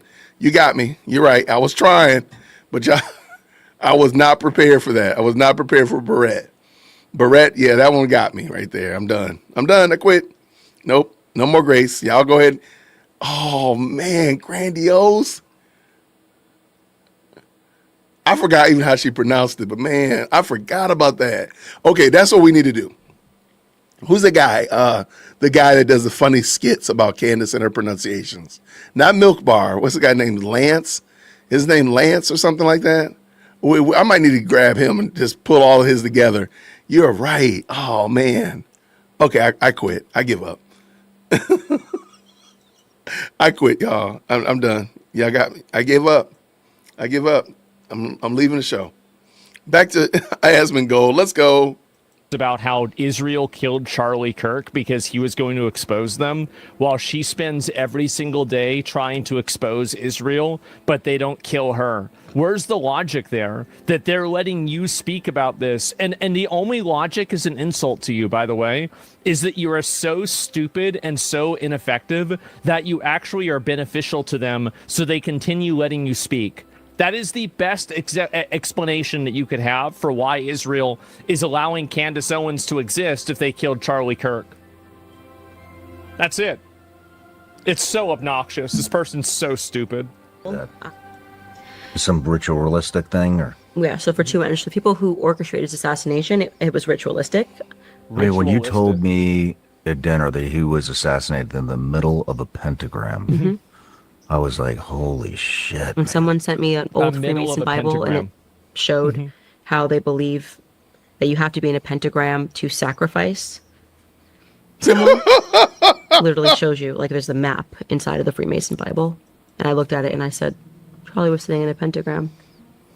Do you think he was killed because he was going against Israel? 1000%. Then why are you alive? Then why haven't they killed you? I mean, you're sitting there trying to expose Israel every single day, and somehow Charlie Kirk having it's so stupid that it's so crazy that we listen to this at all. It's not that I'm not always right. Wait for it 1 second. I'm just not always right now. Okay? What? It's not my first rodeo, youngsters, okay? Okay, pal, not my first rodeo. I've been doing this for a little while. I think I know what I'm talking about. So, no, Israel did not kill Top Goy. That was retarded from day one. Israel killed Top Goy. No, bro, Israel did not kill Top Goy. They love Goy. They love their Top Goy, Charlie Kirk. They would have never. Right. Anyway, I remember, just briefly, I remember when everyone was saying Israel killed Charlie Kirk. I said, why? Why would they kill him? He was the last remaining Goy that supported Israel out of all of them. I said, Tucker's against Israel. Candace Owens is against Israel. Joe Rogan's against Israel. Why'd they go after Top Goy? And people said, well, you see, because Charlie Kirk was going to let Tucker speak at the America Fest convention. Tucker did 2 events after Charlie got killed, and Tucker is like this with Erica Kirk. So how does that even make sense? They killed Charlie because he wouldn't excise Tucker Carlson. Tucker did a Turning Point event at Indiana University. There's no logic. And it's like whenever you lay this out, there's no reasoning to any of this. The assassination. And he was at America Fest anyway, and he's best buddies with Erica. And now they say, oh, well, Charlie was going to persuade Trump not to go to war. Oh. Do you guys realize that Donald Trump is the president of the United States of America? You think that the 31-year-old glorified Students for Trump activist was going to prevent a war? Trump has a vice president, a secretary of state, a secretary of defense. It's just, I mean, whenever you really lay it out, the thing is that whenever you're just watching Candace Owens explaining things, right? Like, it's like, okay. But, like, then whenever you take a step back and you listen to, like, what does that mean? Oh, wow. That's really stupid. Commander of the Joint Chiefs. National Security Advisor. His son, Don Jr. And you think the Students for Trump guy, who's 31 years old, he was going to say, listen, Trump, we can't go to war. And Trump was going to say, oh, I was about to go to war. But now Charlie says, yeah, exactly. Charlie Kirk was more powerful than Don Jr., who was against the war. Vance, who was against the war, among others. Tucker, who went to the White House 3 times in February trying to persuade Trump. It makes no sense. Anyway. So, yeah, anyone who fell for that is a retard. Look, I know it was a lot of you guys. I know a lot of you fell for it. So out of pure self-interest, I'm not going to say you guys were idiots, but... but... There's a reason why people are called... It's the reason why they call him Goyim, man. It really is. That was like just a retarded thing to believe. It was a left-wing psyop? It was. So the left invented the idea that Charlie Kirk was killed by Israel in order to diffuse accountability from the fact that another one of their crazy people flew off the handle, right? Yes. That's really it. I will look at this here. Candace, oh God, oh no. It's something in the eyes. Like, I don't know. I'm like, I know I'm human, but I don't know if I stabbed you if you bleed, you know? Breaking moments ago, a man reportedly accused of threatening to kill Erica Kirk. He is under arrest in Texas, according to local media. What? Police reportedly saying he posted about a bombing at a Turning Point USA event where Kirk is scheduled to speak next week. TPUSA says the event will go on. Claiming that's threats. There were severe threats against her, but J.D. Vance, the vice president of the United States, was somehow immune to those threats. The excuses that they're telling us are it's just so ridiculous. Can everyone stop defending these lies? I'm going to show you how they're lying, why they're lying. Okay. I don't know why they never stop lying. Correspondent Alicia Cunha live in Denver. Hi, Alicia. Hi, Martha. And this threat not only targeted Erica Kirk, but Turning Point USA events across the board. News stations in Texas report Jacob Wensky of San Antonio was arrested earlier today and now faces... God damn, what's on his face? What is that, herpes? I was not ready. Dang, Asman, Two come on, felony brother. counts for making terrorist threats against Erica Kirk. Future, the dark future that everyone's always predicting, like the AI dark future, it's here. We're actually here. I think that we are fighting machines. I think that these people are not humans, that they're sentinels that maybe look like humans. Sentinels? And TPUSA's upcoming women's leadership event in that city. Sentinels? According Really? to local reports, San Antonio were alerted to Wensky after he allegedly commented on social media, quote, I know exactly where to bomb. Because Why would you say that? Why would you, if you're bombing something, why do you say, this is the bomb? It's right here. Guess where it's going to go? It's going to go to downtown, I don't even want to say it because then somebody will put it out of context and send it to the police. So just, it's a joke, but goddamn. They're just stupid, and man. watching and Yeah. listening. The I whole caught world myself. is invested in solving this, and so Well done, Investigators, Asman. according to reports, Hold on real quick, because Asman is cooking. He's cooking. But he also might be stressing you out. He's stressing me out a little bit. I don't want him to get in trouble. So we're gonna do a little station break. All right. We're gonna do a little change up, a little mix up a little bit, break it up a little bit. We're gonna work on some of our pronunciations, ladies and gentlemen, boys and girls. We got Lyle. That's his name. His name is Lyle Culpepper. All right. We're gonna work on some pronunciation. Let's go. Okay, Candace, full disclosure, I'm only here because you're the only studio in New York that has air conditioning. I didn't want to then extrapolate and jump to conclusions. No, it's extrapolate. Extrapolate, yeah. Oh, well, what we can extrapolate from... Do you really think it's pronounced extrapolate? They then tried to extrapolate that error to mean that... Extrapolate. But Xavier Poussard, in his book, Becoming Brigitte, is unequivocal. Unequivocal? Are you trying to say unequivocal? It doesn't even make sense in that context. Wouldn't be on the brink of my seat. Like you were on the edge of your seat. I'm on the brink of a mental breakdown. Look, the short and the thick of it is... It is the long and the short of it. The long and the short of it is you don't know the English language. That's the long and the short of it. We were left to assume that it had been made in the umpteenth hour. You mean to say is the 11th hour. You mean the 11th hour. For the umpteenth time, you mean to say the 11th hour. These are the people who you need to stay away with. People you need to stay away with? Stay away from? Completely exacerbated every effort. Wait a second.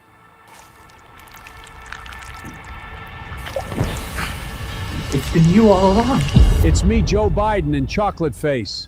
How about that?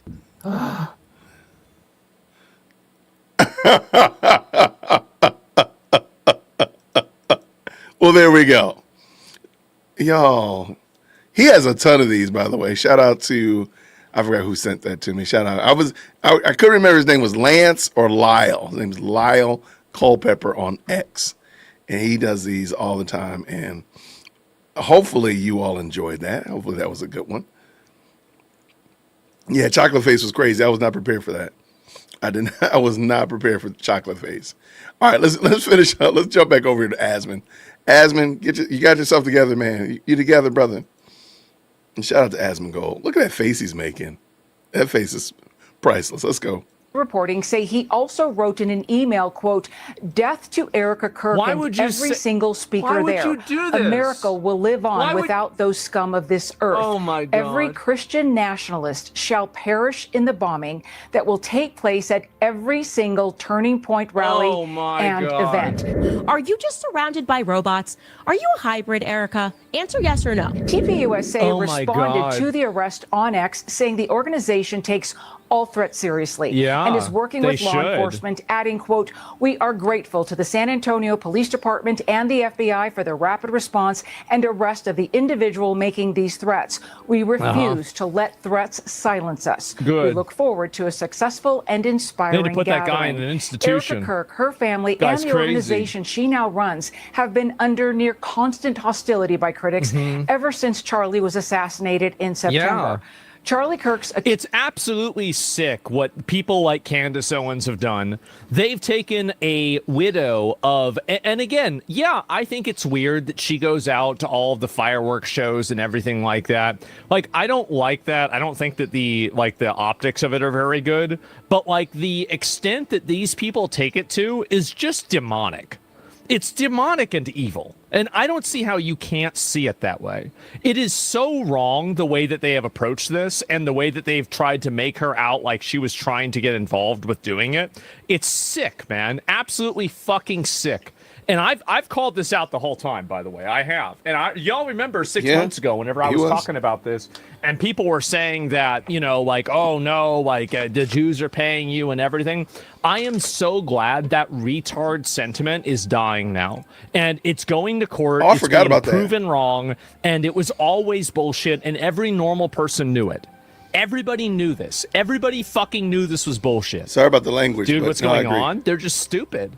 That's the you know what? I forgot about the $7,000 payments. Remember that one? Remember that one? Everybody's getting paid $7,000. That one just disappeared. Never a receipt. Never a pay stub show up. That's great. I forgot all about that one. You're getting paid to comment about this. That was wild work. All right, shout out to Asmongold. the reason why. So you think it's a bit dishonest to throw the baby out with the bathwater? She does raise other valid questions that there are inconsistencies with the FBI narrative and deserve being asked.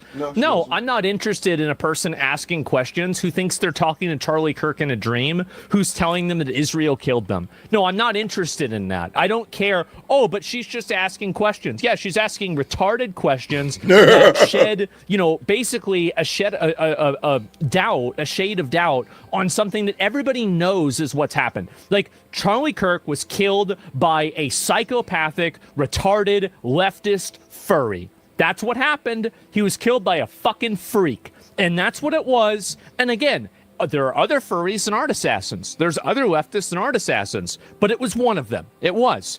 And anybody trying to say that it was Israel or something else, the reason why they're doing that is you're being psyoped into not being able to correctly identify the people who want to kill you. And it's those people. Accused killer Tyler Robinson is I scheduled hate for him. his preliminary hearing in look at his early face. July. Erica Kirk has been pushing for maximum transparency with the public in that case. As for the San Antonio suspect, his next court appearance is set for August. Yeah. And so that's it. I'm so glad to see this. I am. Nah, dude, you got tricked. Listen. I view this as a profound violation of my rights as an American citizen that I have to read the opinions of Goyim. I mean, in the Eighth Amendment, it says that there is a law against cruel and unusual punishment. And I don't know where my restitution is. I don't know where I go to file my constitutional complaint. I'm not sure where it is, but I need to find out. And it's got to be soon. You're wrong for thinking she's innocent. I have no interest in listening to people that think like you. You're just stupid. You're not worth even considering or listening to. It's just, again, and what I think is even funnier is that I'm going to start taking. I'm now taking Asmongold's position on that. You know what? You don't deserve a response. And that's it. You don't deserve a response. Back up real quick. I love it. I'm not sure where it is, but I need to find out. And it's got to be soon.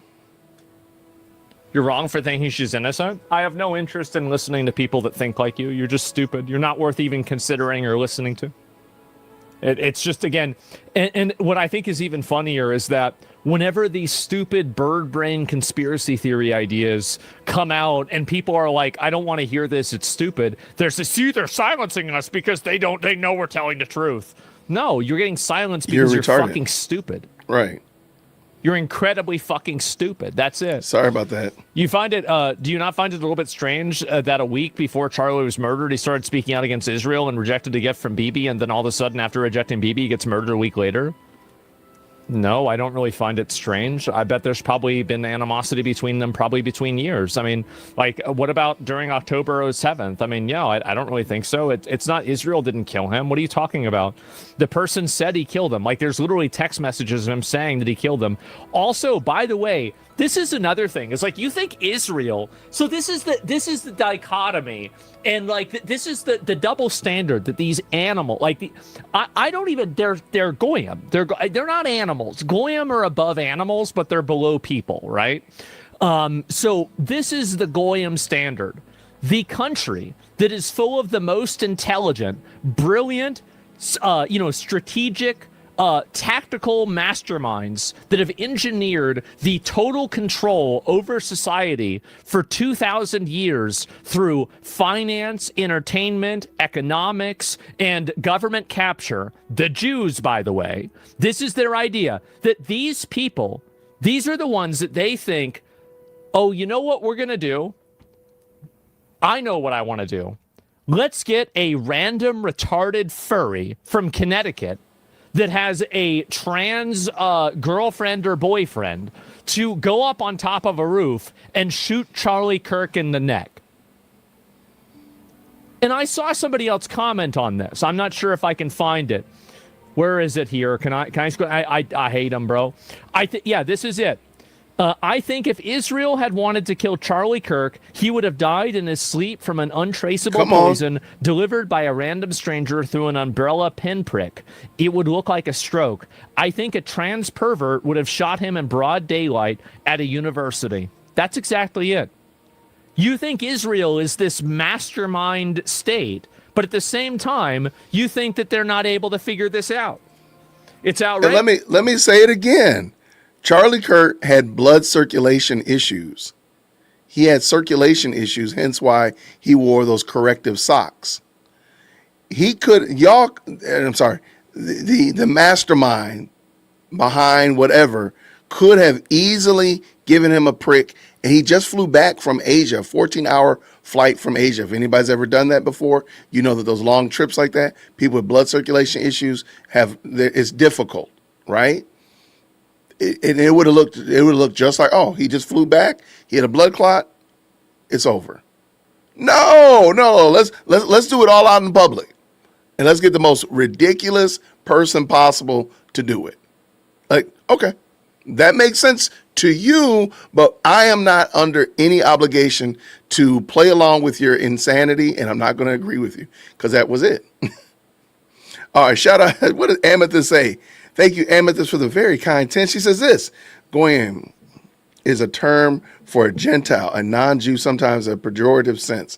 The word of Hebrew origin was adopted in English from Yiddish, a similar meaning from modern Hebrew. Thank you so much for that.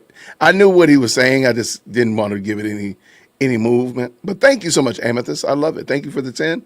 And thank you also, Miss Meekat with the 5. The projection is coming from Scam Disc. Should be studied. Absolutely, man. She is a projection queen. And I thank you for the 5. And what did you say here? I responded to your email about ChatGPT. Thank you so much. I appreciate it, Vanessa. Okay, let's get back. Let's finish up. Asman, let's go. Outrageous, man. It really is. The fact that you're getting worked up over this shit is fucking crazy. Here's the reason why I'm getting worked up over it, okay? The reason why I'm getting worked up over it is because I see a movement of people that should be aligned with me 100% that are being misdirected and attacking each other rather than identifying the true threat and treating it as such. That's the reason why I'm angry. That's the reason why I'm mad. It's that simple. They literally had the explosive pagers. Yes, definitely. These people are retarded. They are. I don't think they should be allowed to vote. The preliminary hearing. Oh, no, wait, hold Charlie on. Kirk assassination case. Hold on, wait. Oh, it started up automatically.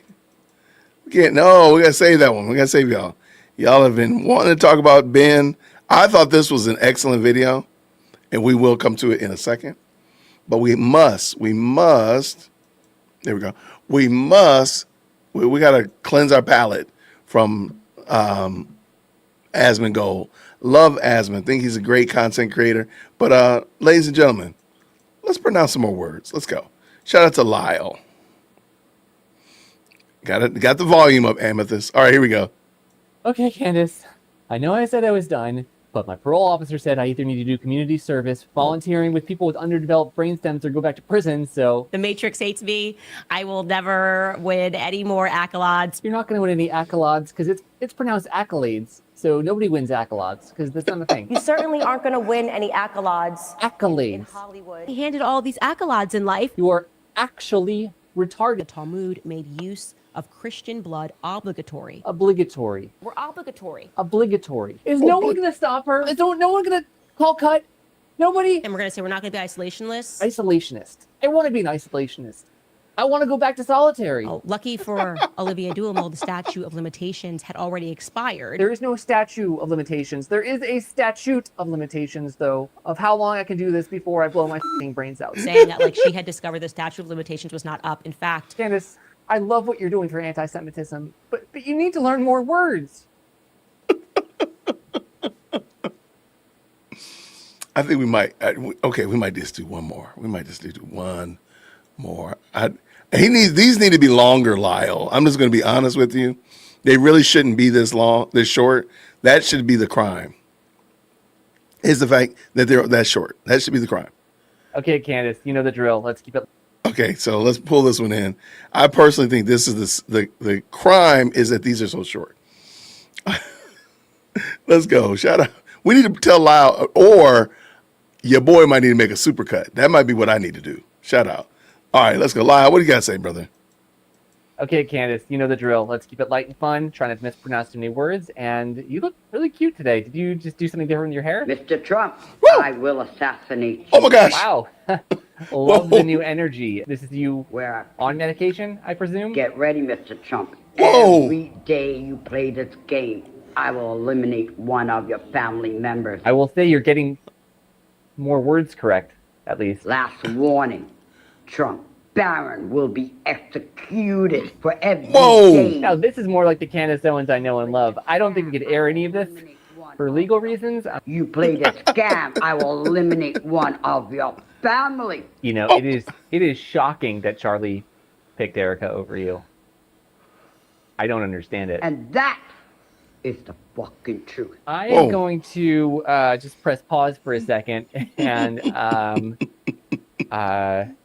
for my own safety, and I'm going to go somewhere else. I wasn't ready for that one. Oh my gosh, that was not. I just heard him say Candace, and I thought that was it. Now I got to watch it first. Okay, Candace, I'm going to give this one more shot. Okay. Wow, I wasn't prepared for that one. That one threw me a little bit of a curve. That one threw a little curve to me. But I appreciate you. Thank you so much. Thank you for the 2 Canadian. Love your show, Jason. Thank you so much. And what did you say here, Mr. Holiday? What's with the 5? Just want to say thank the Lord for people like Jay Witt, Nick Mata, Ami Kozak, Dana Lash, Ben Shapiro. Y'all notice I pronounced the name right? Mark Levin, etc. Keeping us Jews alive every day. We're doing our best by God's grace. We want y'all to stay alive. Okay, here, let me bring this one in. This one actually has Candace in it, y'all. All right. What you got, Lyle? Okay, Candace, I'm going to give this one more shot because my therapist says that I need to deal with my issues. So let's just not mispronounce any words this time, okay? Because the Jews will use it against you to make you look dumb. So here we go. get comfortable, you guys, because it is going to be a long week. I have so many explosive revelations to share with you. Okay. Revelations. You can do this, Lyle. You do this. Revelations. Okay, I'm probably being a little hyperbolic. Yeah, it's hyperbolic. It's not. I know. It's not like a Super Bowl. Like a hyperbole is hyperbolic. And I'm not saying that in a hyperbolic way. Hyperbolic. You're going to be hyperbolic. And No one's being hyperbolic because it's not a word, but hyperbolic. I guess you can just toss another coin in the I told you so jar. Toss another coin? Toss another coin in the Sweetie, toss another coin. Daily Wire operates like a deranged cult. Okay, someone please call an ambulance or Hotzola. I think that Candace might have hantavirus from all the rats she surrounds herself with. Okay, Candace, I'm going to give this one more shot because my therapist says that I need to deal with my issues. So let's just not mispronounce any words this time. It's not going to happen, man. It's not going to happen. Okay, so you all have convinced me. I was trying to be gracious and say, well, maybe she's attempting to add emphasis to words to kind of sound British or sound more intelligent than she is. And you all have convinced me that's not the case. The case is truly that Candace Owens is ridiculous. And you've won me over. And because you won me over, you all get a treat. And that treat is, let's go ahead and hear what Ben has to say. All right. So yesterday, Ben Shapiro dropped, I don't know if we want to call it a masterclass, a case study, whatever you want to call it. It was a fantastic video breaking apart how Candace does content. And many of us saw this 1,000 miles away. And I was even worried about like, why is he saying it like this? So I'm like, he's saying it like Candace says it. It was hilarious. So if you had not seen it, shout out. I'll make sure I leave the link down in the description. But if you have seen it, let's just watch it together. I thought it was fantastic. Ben did a great job calling this out. And I do want to say this as well.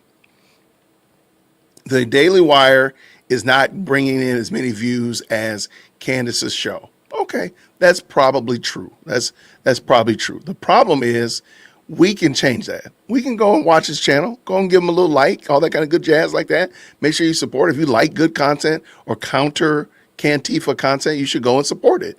I just think that that's where we need to remember, like, sure, we could go against Cantifa and call them a cult and stand against them, which we should be doing.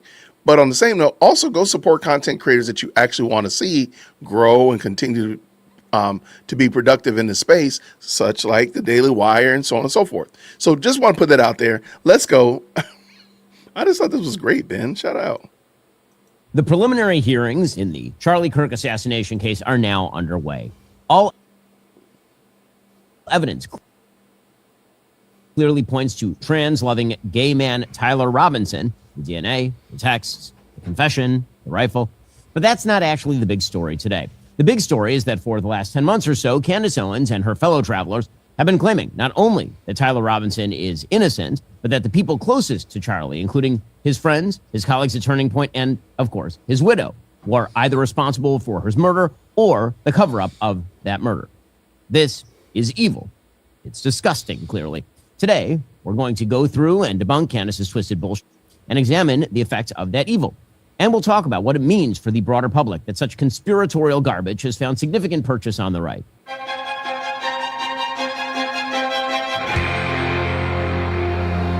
So, I've been pointing this out consistently for, at this point, almost a year. What we've been watching since Charlie Kirk's murder on September 10th, 2025, is one of the sickest and most perverse and most evil political character assassinations of all time. It's actually unprecedented. A prominent political figure is murdered, and an attention-seeking... Wait, did I grab the wrong video? Hold on. Is this the wrong... Wait. This is not the wrong one, is it? Hold on. Let me double check. Let me make sure I'm... Did I... Was somebody saying that? What are you looking at? It's the next video. Hold on.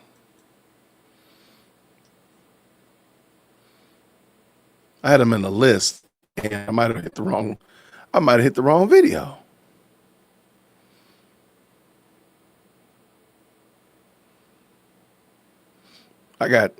Let me double check real quick. I just want to make sure I didn't miss it.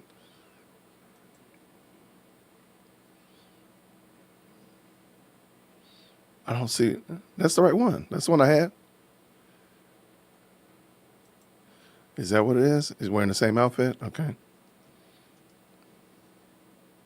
Let me double check. Make sure that I have the right video for you. You know what? I think you are correct.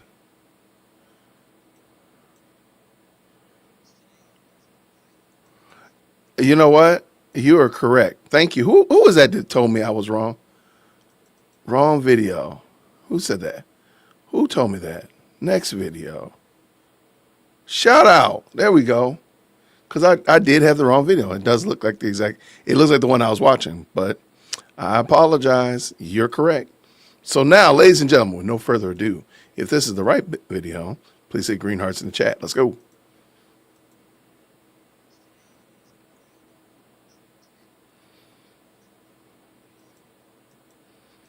Wait, why is it not going through? Ay. Deep and detailed investigation. It's not who you think today. Folks, today is a highly important show. Today, we are going to uncover the real murderer of Charlie Kirk. It's time. We've been working for months on a deep and detailed investigation. It's not who you think. Today, we are going to discuss who was really behind Charlie Kirk's assassination. Candace Owens. This is the Ben Shapiro Show.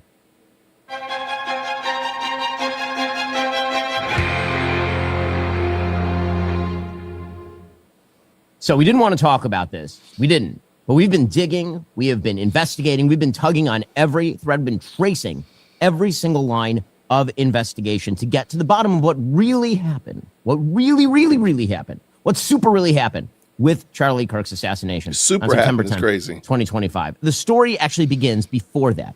In the spring of 2025, when Candace Owens, the podcaster, her brand, was having some trouble. She was sued by the First Lady of France. She was hemorrhaging mainstream sponsors. She was losing her staff. She was feuding with pretty much everybody. And then something changed. Charlie Kirk was murdered. You remember September 10th, 2025? Her Charlie Kirk coverage rebuilt her audience and drove record merch sales. That's what she said. Not me, it's what she said. And turned her into the main character in the biggest story in America. I mean, here she was in May of this year. We are on track for this to be the biggest day in our merch sale history on the website. I love you guys for actually buying merch just to spite the people that were calling for a merch boycott. You know, and you got to follow how the. You know, hold on. I've been thinking about this. I've been thinking about it. For some reason or another. Shout out to Ben. I've always remembered her saying that people were trying to institute a merch boycott of her product. That's always stood out to me. Isn't that the problem? Like, if I don't support you, I won't be buying your product. So I'm not doing a boycott. I don't support you.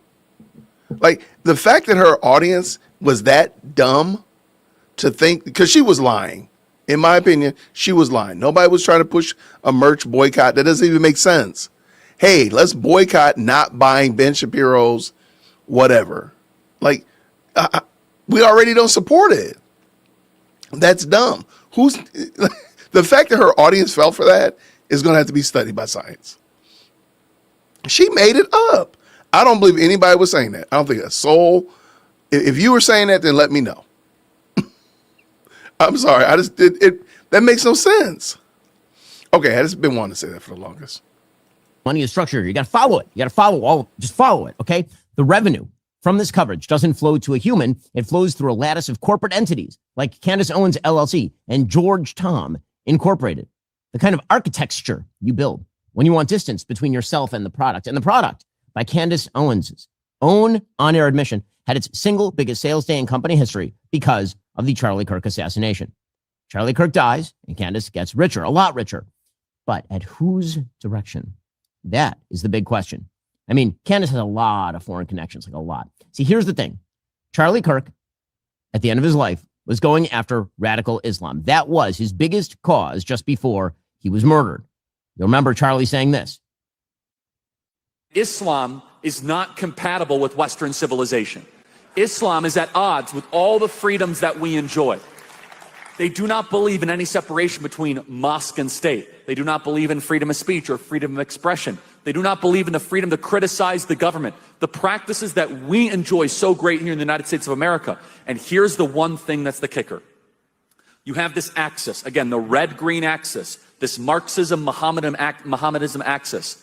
What do they have in common? Even though a lot of the Marxists are lesbians or gays or transgenders, they get along with the Muslims. They get along because they hate us.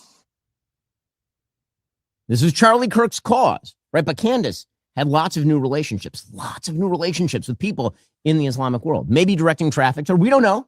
We're just asking questions. But we're not stupid. Something changed. She suddenly started talking about the magic of Islam. Here she was in March. These terror groups, these Muslim terrorists, for whatever reason, these Muslim terrorists only want to terrorize to benefit Israel. It's so strange. I cannot work it out. If you're a Muslim terrorist, we want to hear from you. Why are you doing that? Right? Why are you stealing and robbing and doing things down in Congo to the benefit of Israel? We want to hear from you. That's very strange. More tips. Candace Owens gone. Hey, I'm a Muslim terrorist and I work for Israel. Why do you do that? And weird, isn't it? Right? I mean, right? I mean, Charlie starts warning about radical Islam, and suddenly Candace discovers that maybe we've just been misunderstanding Islam this whole time. She literally apologized to Muslims on behalf of America because she says Americans were brainwashed after 9/11 by propaganda. And she didn't even know what a Muslim was. That's what she said. We're not stupid. We're not. She invited Muslim terrorists to reach out to her because, you see, the jihadis are the victims. And if a Muslim terrorist says he's doing it for Allah? Well, that's because somebody else wrote the script, probably the Zionists. Hamas says Hamas did it, doesn't count. And ISIS claims responsibility, suspicious. And Iran chants death to America. That's what they want you to think. That's what Candace says. And it's not just about Islam and her newfound magical relationship with Islam. See, Candace developed a really close relationship with Russia, like super duper close, like go to St. Petersburg and hang out with members of the Putin apparatus. Close. Here she was having a good old time in Russia. She also, by the way, speaking of foreign relationships, developed some weird relationships with alleged sex traffickers in Romania. I mean, right there, you can see it with the alleged sex trafficker in Romania. You know who hated sex trafficking? Charlie Kirk hated sex trafficking. Coincidence? Is any of this a coincidence? I'm not stupid. So this is weird, really weird. She's in Romania hanging with sex traffickers. Charlie's condemning sex traffickers. And then Charlie dies. The single most important person fighting radical Islam just gets killed. Convenient, like very, very convenient. A person who knew Candace really well, who texted with her regularly, who would have known what she was up to, maybe suspected what was happening. And then he just so happens to be murdered. And she starts making money. It's just, that's all I'm saying. Some interesting motivation. That's all we're saying. Interesting. But what about like means? I mean, murder requires motive and means and opportunity, right? So what about means? See, here's the thing. Candace knew everything. She was Charlie's best friend, like his best friend. They were so close, like closer than any humans who have ever lived. She was his best friend. Here she was the day after Charlie was killed. But I don't want today to be about anything other than you guys knowing that Charlie really was an amazing person. He was like, we were really close. And he was my best friend and my brother. I mean, how close was their relationship? I mean, it may have been for her even more than like a brotherly relationship. I mean, let's be real. You don't talk about suspicious. She got married in what is easily the weirdest love story of like all time. I mean, she met her husband, George, and she barely knew him. And then they just got married. That's an op, okay? We're not stupid. We're not stupid. Okay, we're not stupid. That's an op. That's an op. Candace supposedly attends a crowded dinner party consisting of like 30 people. You want to guess who else was seated at that exact same table? Charlie Kirk. Is that a coincidence? He was there when she met her husband. It was at that exact event that she met George Farmer, who was the wealthy son of prominent British Tory peer, Lord Michael Farmer. Here was Candace describing this with her husband, George. I sat next to you, and you basically said nothing to me. Correct. Yeah. I did what I've done for the past 6 years. I just said nothing. And it worked. And it worked. Yeah, it absolutely worked. And then you married me, so I have no idea why. Yeah. Yeah. 18 days later, yeah, that's right. we get engaged. And I called her and I just said, listen, I know this is completely crazy and we've just met, but how do you feel about getting married to me? Just real quick. I missed the bit where there was any sort of... There was literally nothing romantic had been said up to this point. Okay. I mean, literally nothing. So I missed nothing. We hadn't gone on a date. We had not talked about marriage or the future or anything like that. All right. And and she said yes. Weird, because, there it is. I mean, does that sound natural to you? That sound like people who just met, started dating, fell in love? I mean, you're telling me that the night they laid eyes on each other and the day he proposed, between those two times, 0 romantic overtures, none, no dating, no courting, 17 days later, formally engaged? You're telling me that I'm supposed to believe 17 days from total strangers to securing a multi-million-dollar marriage alliance into the British House of Lords? Into the British House of Lords? I mean, come on. That doesn't just look suspicious. That looks like a strategic corporate acquisition, like big corporate acquisition, like big capitalism at work. What about Charlie? Well, she was acting as his wing woman, like manipulating him in his life. I mean, she openly boasted on air about acting as Charlie's personal psychological gatekeeper and his wing woman. Here she was.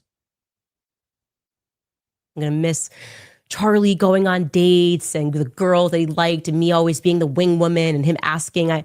This text message is one of my favorite text messages between me and Charlie when he was getting ready to go on a date. And, he didn't date many people.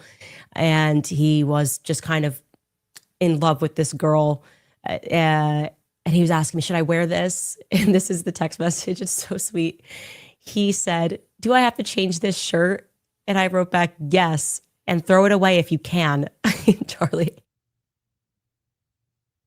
I mean, think about what she's doing there, publicly transmitting to the grieving widow, Erica, that she was the one who controlled Charlie's appearance. She was the one dictating his choices long before Erica ever entered the frame. We're talking classic behavioral markers here, folks. Project a phantom homewrecker narrative onto the outside world to mask your own historical boundary crossing infatuation with Charlie Kirk. We'll unspool more of this in just 1 second because we need to get to the actual root truth, But here's an actual, real truth.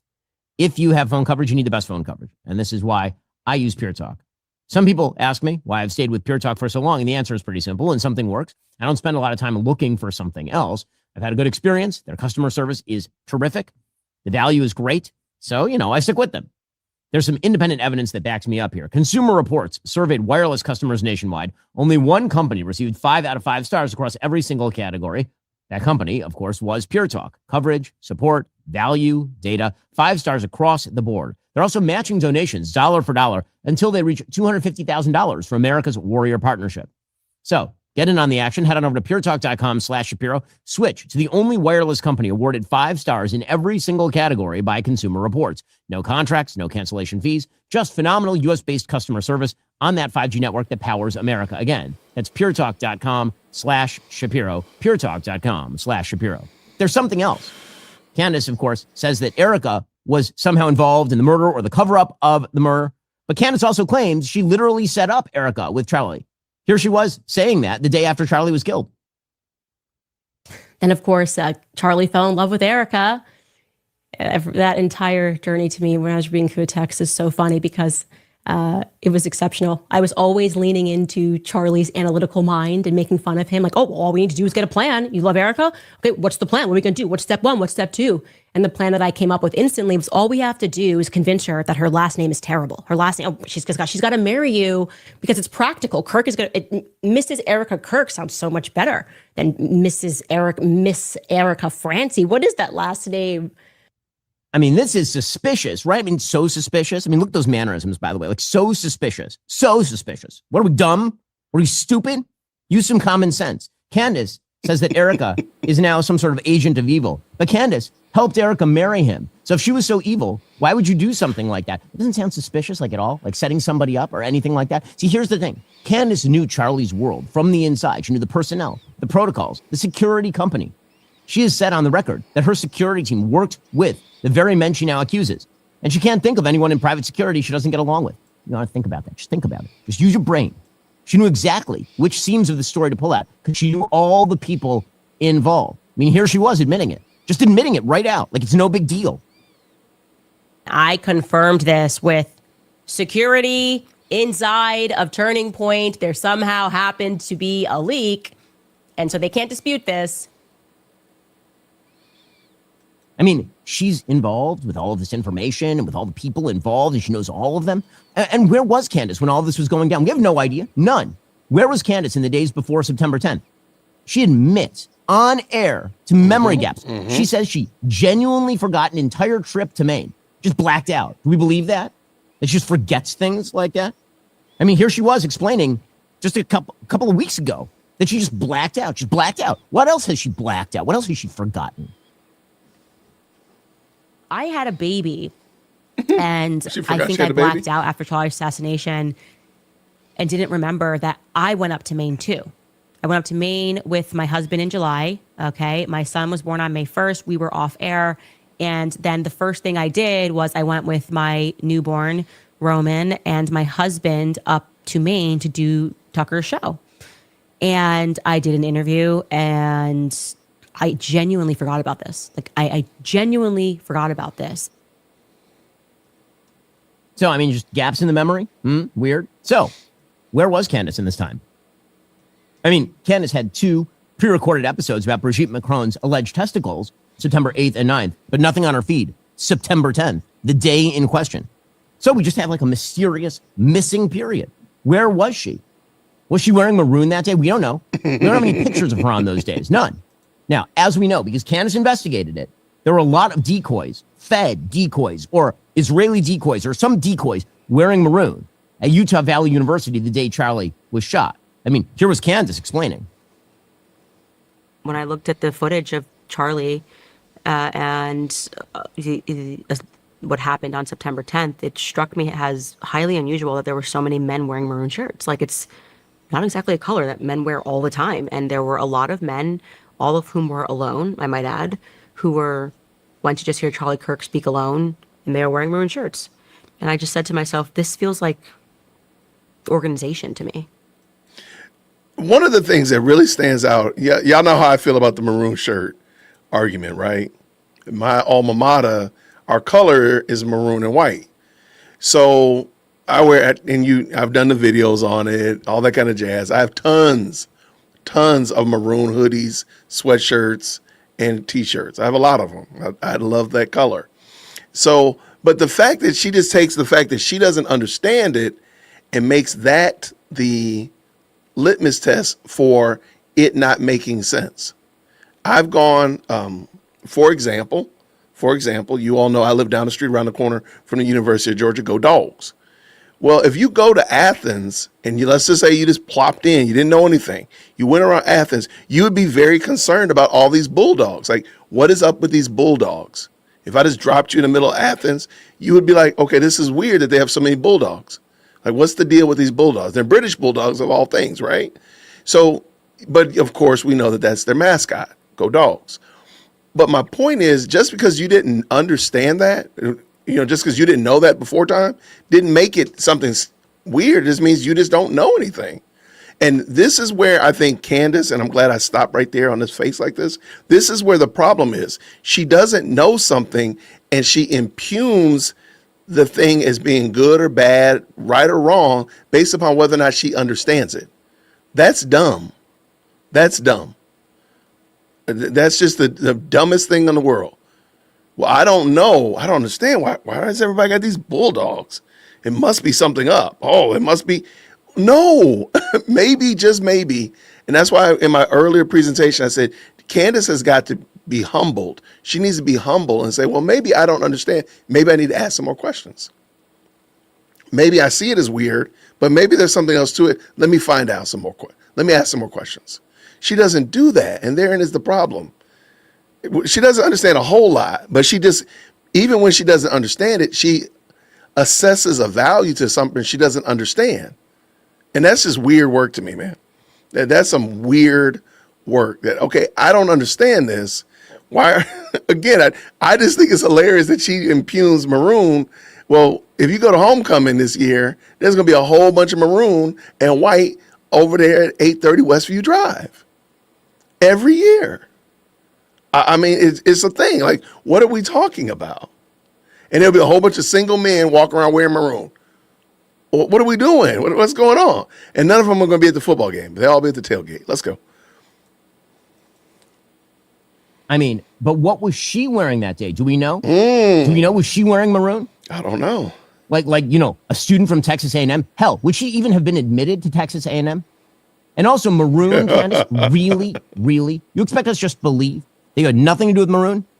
I mean, Kanye West collaborated. Kanye West, who she's really close friends with, super close, really, collaborated with Maroon 5. Come on. A single called Heard 'Em Say in 2005. And we know that Candace Owens and Kanye West are super close, like super duper close.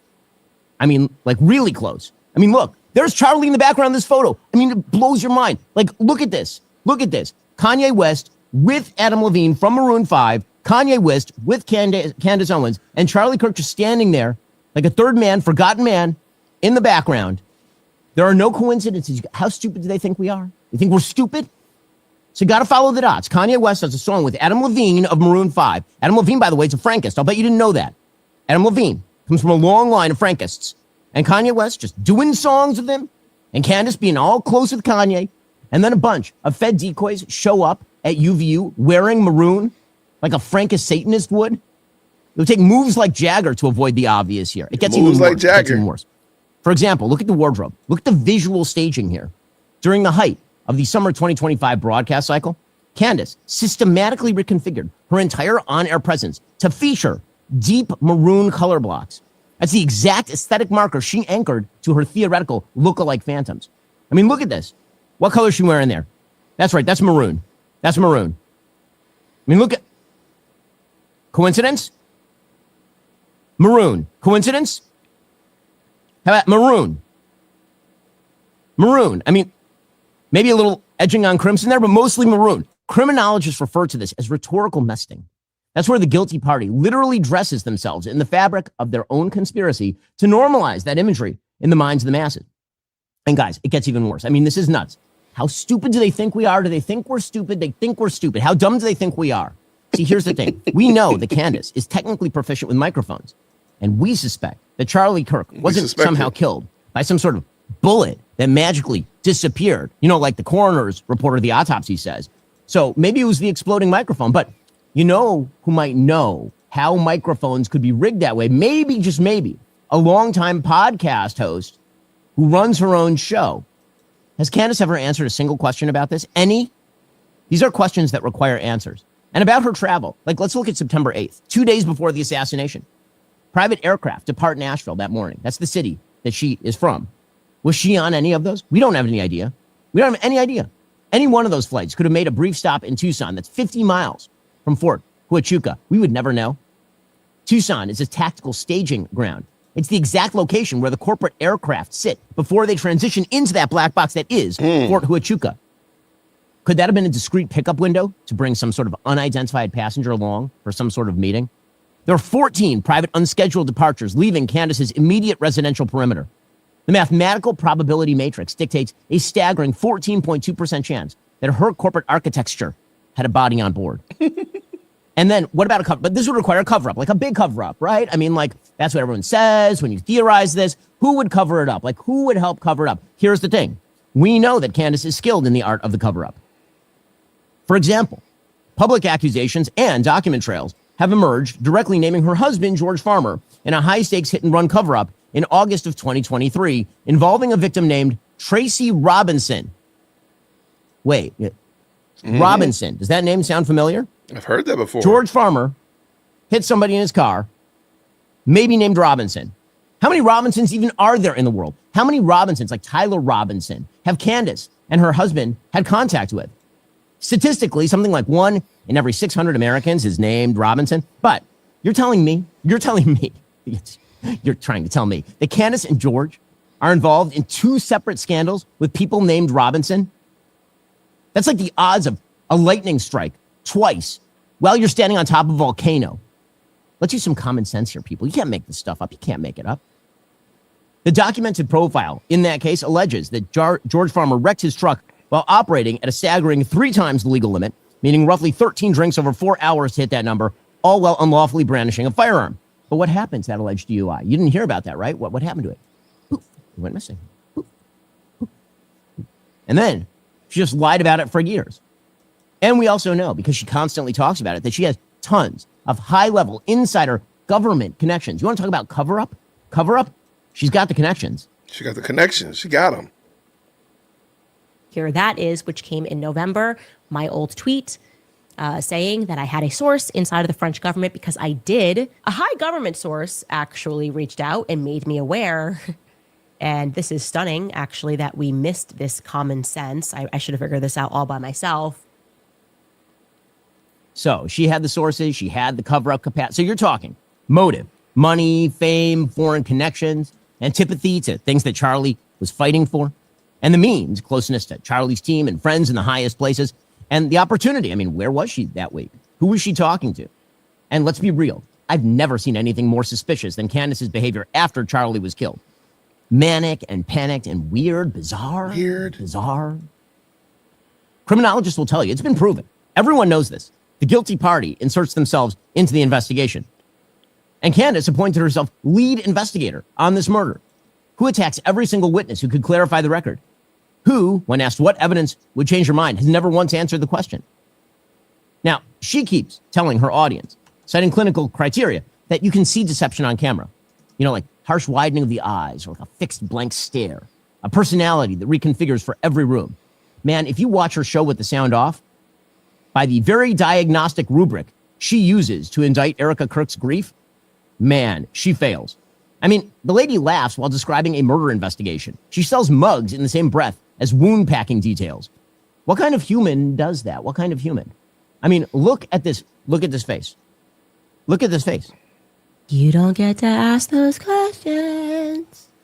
What's wrong with you, Mom? Why are you so scared?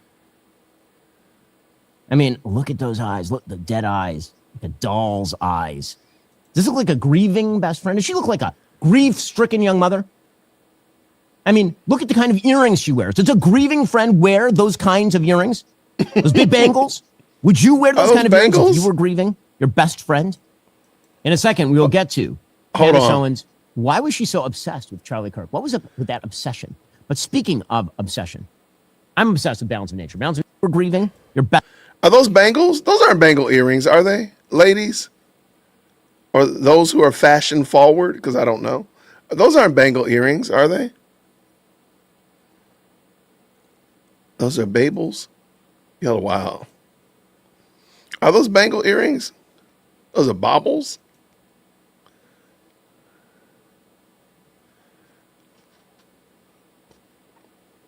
Y'all are wild. So y'all refuse to pronounce it correctly? Baubles? So they're not bangles, they're baubles. Now, don't make me look this up, y'all. Come on. Bauble. Y'all are crazy. Why are you people like this? Okay. Somebody, okay, can somebody, these are bangle earrings? I did not know. Ear bobs. Y'all are wild. Those. Why are you people like this, man? Bubbles? That's what they are? So they are. See, I trust you. Because some of you all are, I think you all are playing with, I think some of you all are trying to harass me. Bangles are bracelets. Really? Not okay, let me look at what are bangle earrings, because I think y'all playing with me. What are bangle earrings?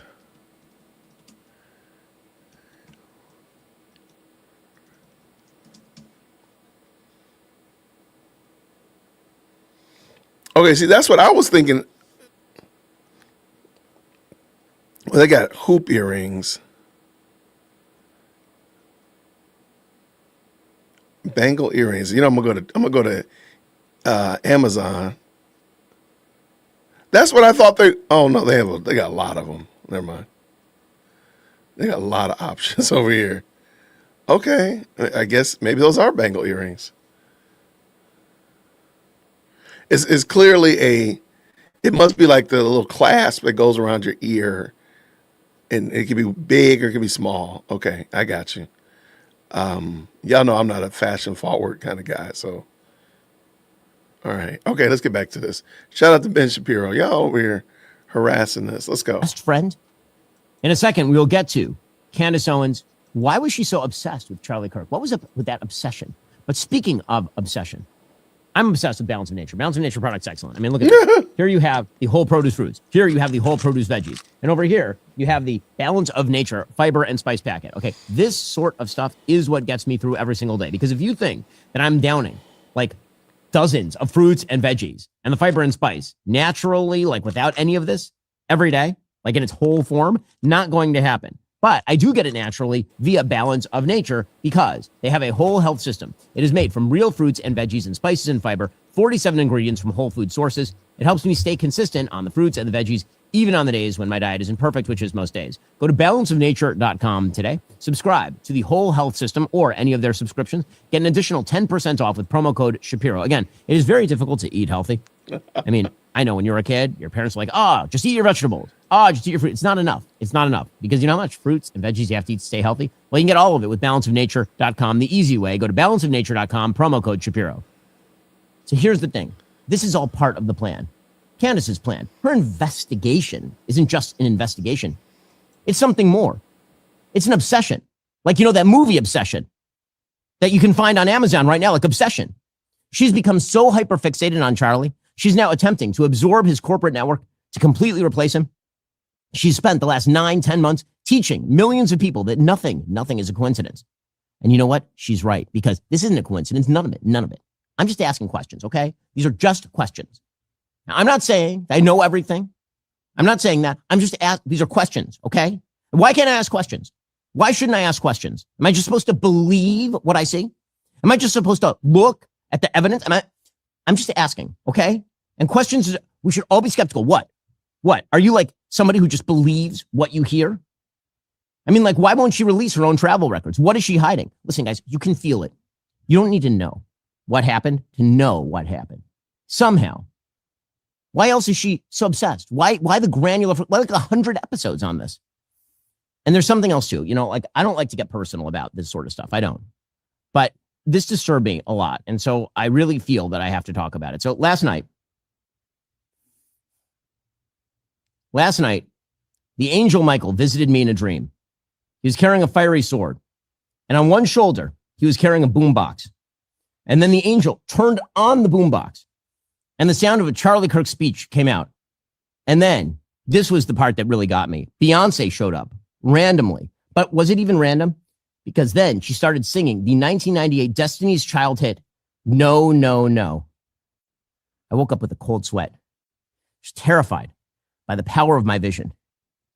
Because here's the thing. I don't know, but I know, just as Beyonce sang to me, No, No, No. That song was no coincidence, just as Beyonce sang to me from the dream world. But it's not just dream girl Beyonce. It's sources, really important sources. I have tons of sources, so many sources, endless numbers of sources. Sources so important, I can't name them because, you know, I'm afraid what might happen to them if I name those sources. I mean, look what happened to Charlie. Like, I don't know what would happen if I name those sources and Candace is still out there. What would happen to the sources? I don't know. Listen, I'm told by these really important sources that I can't name, and you can't make me name them. This is a free country. You can't make me name those sources. I'm told by those sources that people in her own circle have lots of questions, like lots of people in her circles, like so many people, like maybe all of those people, like all of them. So yeah, sure. I guess what I'm saying is maybe I can't prove that Candace Owens orchestrated Charlie's murder or was behind it or covered it up or anything. But if you think I'm stupid enough to believe the story that Candace Owens, a powerful person with deep insider government connections and ability to cover things up, if I'm supposed to believe Candace Owens, what do you think? I'm stupid? What are we, dumb? Dumb? I mean, we're just noticing too many things, you guys. We're not allowed to notice the things. No, can't. We'll be remembering how she randomly went missing for a few days and how much money she's made and her sudden weird sympathy for Islam and Russia and sex trafficker allegedly in Romania and her deep state sources and her weird marriage story. How dumb do they think we are? They think we're dumb? They think we're dumb? Is that what they think, that we're stupid? And speaking of stupidly cute, how cute are these bears? How cute are these bears? I mean, these are cute bears, right? They're adorable. And they're available for $89.99. And if you want to support our search for truth, we need your help. Buy this bear for America. I'll tell you what, though. I'll tell you what I'm not going to buy. I'm not going to buy the theory. A theory that has no evidence, by the way, that Candace Owens is pushing. The one that Candace Owens, with friends in high places and connections throughout the Middle East and Russia, and with embedded agents at TPUSA close to Charlie, wants you to believe. The story about Tyler Robinson and the Egyptian government and Charlie Kirk and the Zionists and Tyler Bowen and Erica Kirk. I demand a full investigation. Kash Patel, where are you? Where are you, Kash Patel? Where you at, Kash? Where are you? Attorney General Blanche, where are you? I want a full investigation right now. But let's be real. We know. No one's going to do it. No one's going to do that investigation. You can't trust anyone. You can't trust anyone on this stuff except me. You can trust me, but no one else. And sometimes not even me, but really just me. Seriously, no one except me. And guys, I'm just saying, if something happens to me, I did not kill myself. I'm just telling you, if something happens, I've compiled all the evidence. I've compiled it all. I put it all together. I've packaged it right up and I've sent it to Lionel Messi and it's in his inbox right now. And I also promise you, I promise guys, if you stick with me, there will be more bombshells to come. We're not going to stop. Not for a single day. Not even a Not day. for a single hour. Not for a moment. Not for a millisecond. Not for a zeptosecond. We're not going to sleep. We're not going to eat. We're not going to breathe until the true perpetrator is tracked down and this crime is solved. Listen, I'm not going to sleep. I'm not going to eat. I'm not going to breathe. I'm holding my breath right now. Okay, I have to admit right here, this part right here where he's holding his breath, I lost it right here. I was rocking with him through the whole thing, but when he started with the Zepto second killed me right there. That was it. I'm like, you lost me right there. You broke the bit. You broke the bit right there. That was it. He broke it. But now him holding his breath, I think I might have passed out laughing at him holding his breath because I thought that was hilarious. I'm sorry. Ben, this is hilarious. Shout out to the best live chat on the internet. Let's go. And now, still holding my breath right now, because we want justice. And we also want you to keep listening tomorrow. Because again, I'm telling you, just telling you, if you listen tomorrow, I will have revelations. They will astonish you. Astonish. I mean, like incredible stuff I'm getting from my sources every single day. These are the kinds of revelations that will stop you in your tracks. Literally, you'll just be walking and then you'll stop walking when you hear them. You'll just be standing there in the middle of traffic, paralyzed to oncoming trucks because of these revelations. These revelations are... And listen. Wow. Listen. The only person who could possibly get me to stop is Candace Owens herself. Because listen, Candace Owens, she was BFFs forevs with Charlie. She was his bestie McBestie. And so I have to honor her request. So if Candace asks me to stop, I will. If she asks me to stop, I will. Unless she asks me to stop. That's when I know she did it. I mean, I don't know. But I no. Woo! All right. I got to stop right there because that music is going to get us in trouble anyway. Let me play and get that out of there because that music will absolutely get your channel shut down. In just a second. Okay, there we go. All right, we'll come back to that second part. Shout out to Ben. I appreciate him, man. Really do. Hey, but you know who else I appreciate? That's right. I appreciate Mike for blessing 10 people with memberships. Look, y'all, if you got a membership from Mike, blessed 5 of y'all with memberships, do me a favor. Say thank you, Mike. Put his name on it. Thank you, Mike. And then also make sure you run over to the community post and check out all the membership benefits that come along with that. Shout out to Mike, man. Thank you so much for that, Mike. That's very kind of you. All right, there we go. Thank you, Mike. Getting some blessing folk. The Zepto second. The Zepto second. I was not prepared for Zepto second. I was rolling with him until he said Zepto second, and then I was like, "What in the world is that?" And then he started holding his breath. I was done. Shout out to Furball. Said this. Speaking of fashion, did you happen to see the dress she was wearing in Spain? Gosh, no. What did she wear in Spain? Please email management. I'll pull it up. Maybe we'll look at it. What is she wearing? I have no idea. Thank you for the 10. I will look, or somebody's going to email management, jwitt@jwitt.com, and we will enjoy it for the laugh that it is. What did you say here, SC Dog? Candace Owens does not read dyslexic. She speaks dyslexic. Wow. I like to say she speaks in cursive, but I'll take that. She speaks dyslexic or she speaks in cursive. Whichever way you want to go with it, I'll roll with either one for sure. Thank you so much for the 2 and supporting the channel. All right. So, merch teddy bear. Do they have teddy bears? That would be kind of funny, though. A teddy bear would be kind of funny. It would be like a special project, though. We'll have to look into that for sure. All right, good people. Let me see. Let's get back over here with Ben. Oh, thank you so much. What'd you say here? I watched Frank Turek video yesterday. He put Candace out there in the open. You can choose whom you want to believe. Shout out for sure. Isaiah, I appreciate you. I was going to look at Frank's video, but then I was like, I got this long video I wanted to look at from Ben, plus I got Graham Allen's video coming up after this one. So we might look at Frank's tomorrow. But thank you so much for that. I appreciate that. Thank you for supporting the channel and being out there in Australia. All right, let's get back over here to Ben. Ben is killing me, man. I was not prepared for that thing at all. All right, let's go. All right, here we go.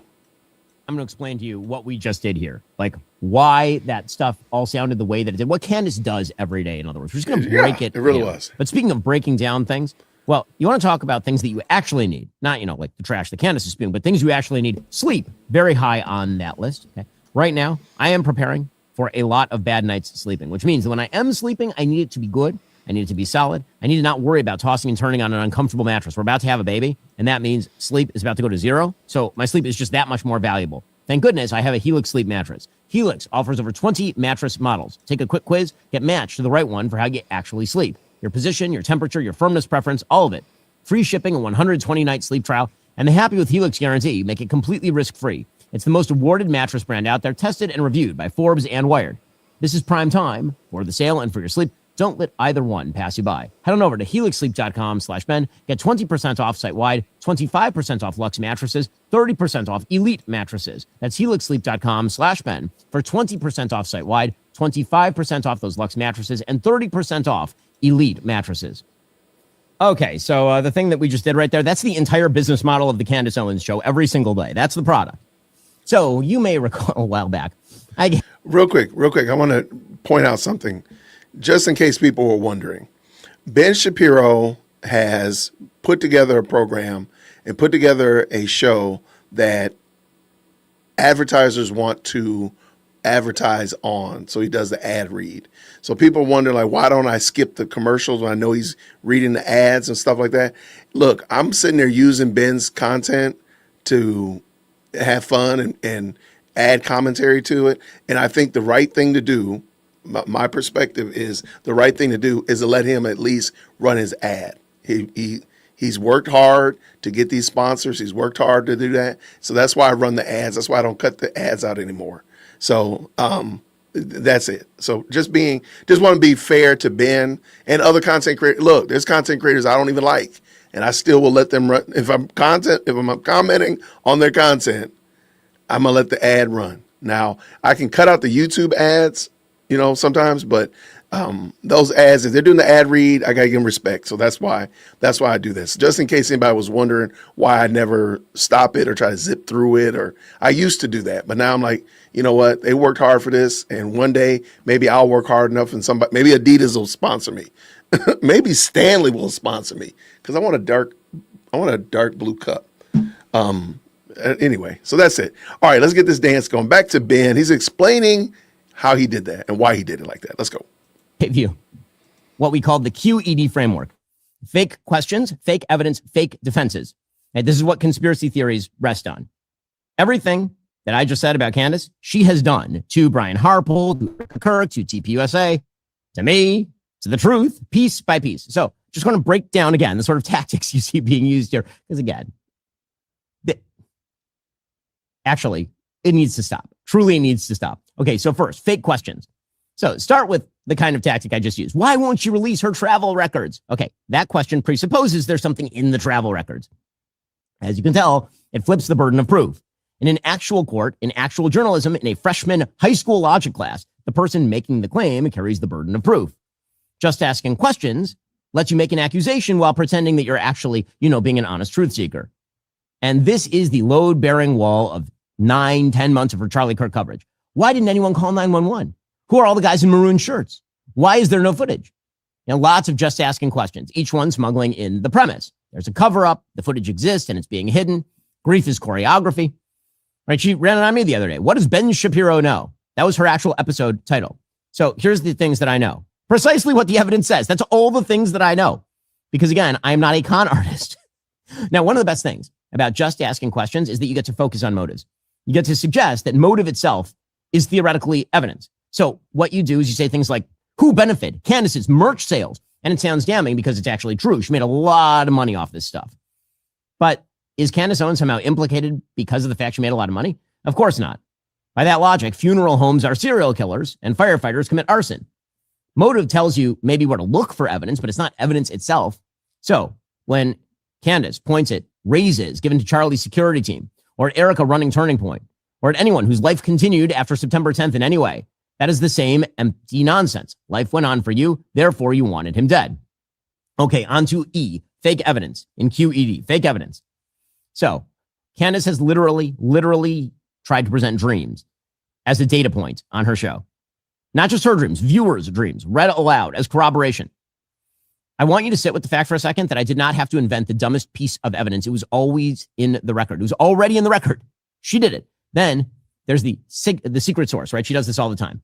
My version was, I'm told by people in her circle, unverifiable sources, conveniently unfalsifiable. Now, she has a version with a name, Mitchell Snow, and a lawsuit attached because Snow claimed he witnessed Charlie's security chief, Brian Harpole, coming out of a classified meeting at Fort Huachuca the day before the assassination. And Candace called him credible, told her audience she'd verified it, and predicted a full confession from the government. Harpole's complaint says his travel records put him in Dallas that day. He's never set foot at Fort Huachuca, and that she had access to records contradicting the story and kept broadcasting that anyway. That allegation, knowing falsity, is now for a federal court in Tennessee to decide. That's what happens when I'm told by secret sources meet something called discovery. A cherry picking and apophenia, that's pattern seeking, did the rest of the case. The Daily Wire security overlap, the memory gaps. Now, each of these things is like a real boring fact, ripped from context and then arranged into a constellation, like Charlie Day, It's Always Sunny style. And that's Candace's entire shtick. Freeze frames of a car interior, crowdsourcing the comment section to identify a bag. Someone will recognize the brand. A widow's face, graded frame by frame for insufficiently authentic grief. See, we human beings, we're pattern-seeking machines. Point that machine at 50 hours of footage on the worst day of someone's life, you will find anomalies because reality is filled with weird things and anomalies. Okay, finally, fake defenses, D. Here's where it gets airtight, and I mean this as an insult. If you ask Candace what evidence would change her mind, she will never answer the question because that's non-falsifiability. That's the signature of nonsense. When the accused security chief did not respond to her text, that became evidence of guilt, the so-called Kafka trap. That's where both denial and silence convict you. And then when Brian Harpole did respond publicly on a podcast, that became evidence he's not a private citizen, and now he's fair game. Heads, she wins. Tails, you're in on it. And then when one claim collapses, the goalposts magically sprout legs. Charlie was killed by an exploding microphone. No. It turns out that he was shot, but he was shot from below. No, it turns out he might not have been shot from below, but he might have been shot from above, but not in the way you think. It was the security team. No, it was a Pentagon official. No, it was a meeting at an army base. No, it was foreign intelligence. Every debunking is absorbed as proof of a deeper conspiracy, the deep play. Why is Ben so defensive? Why is Harpole suing? They must be scared. Now, listen, I predicted that she would do this stuff in writing months ago, not because I'm psychic, but because her playbook has only one page. The escape hatch every single time when it comes down to it, well, that's just my opinion. It's not a fact. And where there's smoke, there's probably fire, but I have not personally confirmed the fire. So this is called the Mott and Bailey tactic. You spend an hour in the Bailey accusing named living humans of conspiring to murder their friend or their husband, and then you retreat to the Mott. And listen, I'm just a truth-seeking, honest mother. Can't I just ask questions? Why can't I just ask questions? I mean, like, is it legal to ask questions, or is it now illegal? So, again, QED, fake questions to plant the premise, fake evidence to dress it up, and fake defenses to make it unkillable. I built a ridiculous conspiratorial murder case against Candace Owens in 2 minutes using her own toolbox, and the only reason it was funny instead of, like, evil is you know that I was joking. She is not joking, and there is a call. Dubra, thank you so very much for the $50. Said, toward the dark blue Stanley, you sure you don't want a maroon one? Thank you for all you do. Shout out. That's hilarious. Actually, I should get a maroon one. No, because if I did, I promise you, actually, a dark blue one would probably get stolen by President Firstborn when she goes back to school next month. So actually, in the maroon one, maybe I'll get a maroon one after she leaves because I can see her trying to accidentally load it in the car. I know her. I know that girl. Shout out for sure. Okay, let me push an idea. I understand that what Ben was doing here was a joke, but can we be serious for a second? Can we be honest for a moment? How in the world? Now I understand he's saying that it's a joke. He's saying that we know that it's not true, but do we really? Do we really? I don't think we do. I think that there's a lot of room, as much as we got issue with, as much as Candace has pointed the finger at Erica, I think that, you one finger pointed at you, there's three fingers pointing back. I mean, whatever. There's a lot of questions we need to have about Candace. I don't think that's a reach at all. I don't think that, I'm sorry, Ben, I don't think that you gave us something that was actually not true. Or, I'm sorry. There's a lot of questions. Who stood to benefit the most from Charlie's assassination? There's a lot of questions. I mean, a lot. If we're gonna do all this that y'all dragging Erica, then you better attach Candace to it too, and do Candace just as much. It is some dark humor, but I think it's more true than false. Well, let me say it like this. If we can rewind time to the moment that Charlie Kirk died and said, okay, wait, who do you think would, and who do you think is guilty of this? And we knew nothing. The friend, and we described the person, his wife or Candace, and we described them to a T, what we know about them. I don't think we would have come up with the conclusion that it was Erica. I don't think so. Not from the beginning. I don't think so. And I still don't believe it was Erica. Let me just say that real quick too. But I'm just reading through it again. Yeah, I'm sorry. I think there's something there. I don't think Ben, this was not a joke. I think this is some dark humor, sure, but I think this is some Black Mirror stuff right here. Let's go. Cost to that. Now, enormous swaths of the country have spent this entire week as a country focusing on a delusional podcaster who is mostly interested in cash and clicks. You know, what we haven't spent the week doing, focusing on the matrix of violence created by radical left-wing ideology. You know, the thing that actually killed Charlie, an actual human with an actual family. We should have been spending the week fighting the radical trans ideology that left Charlie's dead body. We should have been doing that for like the last 10 months. Instead, we've been spending it debating whether Candace Owens understands how time zones and physics work. That's not just a problem for us or for Candace Owens. It's an existential problem for our society, because when an entire society redirects its attention from true evil in favor of distracting idiocy, true evil continues to grow in the shadows. But here's the thing. There's a real evil that was growing right out there in the open, right there. Because what Candace is doing is her own kind of evil. The evil of conspiratorial garbage masquerading as fact-finding, destroying both brain cells and lives. Because here's the thing. It's not just that Candace's nonsense makes people dumb, although it does. Candace's evil grift has real life costs. Real costs. Brian Harpole is a real human who, according to his lawsuit, spent the day his client and friend was murdered covered in his blood, trying to save his life, and has spent every day since being called an accomplice by thousands of strangers. Erica Kirk is a real widow, raising 2 real kids, while former friends grade her tears for authenticity, and reports are written about the number of death threats she receives. Tyler Robinson, you know, the person who actually shot Charlie, and the person actually charged with the murder, whom prosecutors say acted alone, becomes an afterthought. I mean, hell, Candace has even said she's willing to aid the defense in this case. Skepticism is healthy. Skepticism means you follow the actual facts and evidence wherever they lead. But what Candace is doing is precisely the opposite, deciding where she's going and then calling the drive research. Now, all this is destructive, and that's actually the point. To tear down institutions that have stood firm through the worst moments of Western society, to wreak havoc, to sow doubt, to build a following, to gain clicks, to make money. That's the game. The audience is the pawn. See, when you start with a premise as ludicrous and evil as Candace is, that a grieving widow collaborated with foreign influencers and foreign influences and shadowy cabals and members of TPUSA to murder her husband or cover up that murder, or that a foreign leader ordered the hit of a popular conservative commentator to drag us into a war, or that an organization plotted the assassination of the person at the head of the organization to line their own pockets, you're forcing the audience to make a choice. Are you going to reject these insane scenarios, or are you going to follow Candace into battle? Okay, I'm going to stop right there. I need everybody to do me a favor in the chat. Please just type the name Mary. Type Mary in the chat. Type Mary in the chat. If you don't mind, trust me. Y'all, I'm traumatized, and you are going to have to experience this traumatization right along with me. Everybody just put Mary in the chat. Oh, my gosh.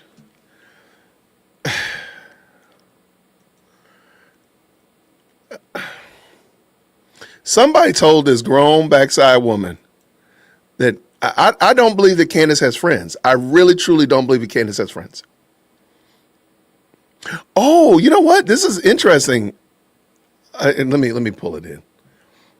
Y'all are like, what are you talking about, Jason? What, like, yeah, we need it. Yeah, y'all gonna be traumatized. We might even need a palate cleanse after this picture. So I said, send me the picture, and somebody sent me the picture of Candace. This is Candace at somewhere in France, or Spain, rather. Please forgive me. Remember, there's a French hit on her life. Remember that, y'all. Don't forget. Let me see. Last night in Spain. This dress right here. I'm sorry. Okay. That dress is highly. I mean, everybody else is dressed like they. I don't know, man. This poor woman, man. Does anybody care about her? I mean, they look like maroon pasties. That's what I thought they were. Starfish and coffee. Maple syrup and jam. What in the world? Does anybody care about you, Candace? Does anybody? Who cares for Candace? Like, wait, where is the care? Where is the love? What in the world, Mary? Why did you send me this? Now I gotta go find me. I gotta go clean. Lord have mercy. Okay, y'all can say I'm being petty. That's fine. That's fine. Okay, they're palm trees. Okay. That's just such an inappropriate. And isn't this the Carrie, the new woke right Barbie? Isn't this her on the left? Let me know if that's her. Whatever. I can't remember the chick's name. You know who I'm talking about. Y'all know who I'm talking about. What is the name of that person? She looks like she's wearing a nightgown. It just looks inappropriate. Like, I don't know where y'all are. It looks like they're at a dinner. I think that's fair to say, right? Okay, we can see that. I mean, it looks like you would be outside, but why is everybody else dressed differently than you? Like, to this degree. They're long dressed and such like that. You're wearing something that looks like pasties on. That just looks inappropriate, man. There it is, Carrie Perjean. Okay, got it. The fake Megyn Kelly. The other Megyn Kelly. No, that's who that is.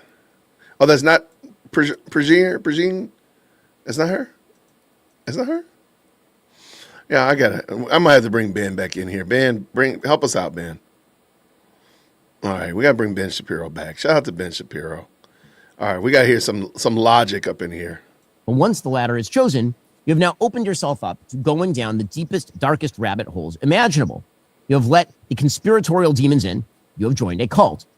What can I believe? Is the evidence being presented before my eyes even real? No way. What is real? Who shot Charlie? Who shot JFK? Are the pyramids real? Are the birds real? Do the Jews control a space laser? Real? Who is out to get me? How is the game rigged against me? And by the way, the last couple questions, that's the ultimate goal. Demoralization. To teach everybody that everything is broken and nothing is real. You can't trust anything.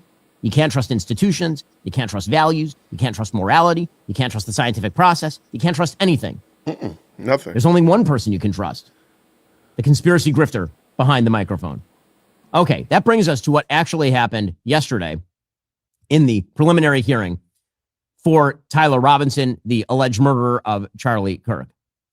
So it turns out that Erica and Charlie's parents have asked all evidence in court to be shown publicly. So clearly, if they're engaging in a cover-up, it's the world's weirdest cover-up because they want everything to actually be shown publicly, which is typically not what happens when you're looking for a cover-up. According to Andrea Burkhart reporting, for 10 months, the victim's family has waited for this preliminary hearing. Erica Kirk, the widow of Charlie Kirk, and his grieving parents traveled to this courtroom for one reason. This is their court filing, to be present at these proceedings and to bear witness to the evidence concerning the death of their husband and son. At certain points throughout the preliminary hearing, the Kirk family sat in the room while evidence was admitted but not presented for their viewing. They were present in body, yet denied the very thing their presence was meant to secure, their ability to meaningfully observe the preliminary hearing. And again, they say that they just want everybody to be able to see the evidence. Their filing says, in the absence of transparency, speculation and conspiracy theories related to the tragic assassination of Mr. Kirk will continue to proliferate in the public domain, breeding doubt and distrust in the judicial system, which, of course, is a reference to Candace and her cronies. And well, Tyler Robinson's defense, they thought that it would be a good time to dig at Erica Kirk and Charlie's parents. And I want to point out to the court, Ms. Kirk has been very adept at holding press conferences at which she has revealed evidence. She has represented that the state is her attorney. She has access to all the evidence that the state has publicized and that the media and her own lawyer argues is already in the public domain.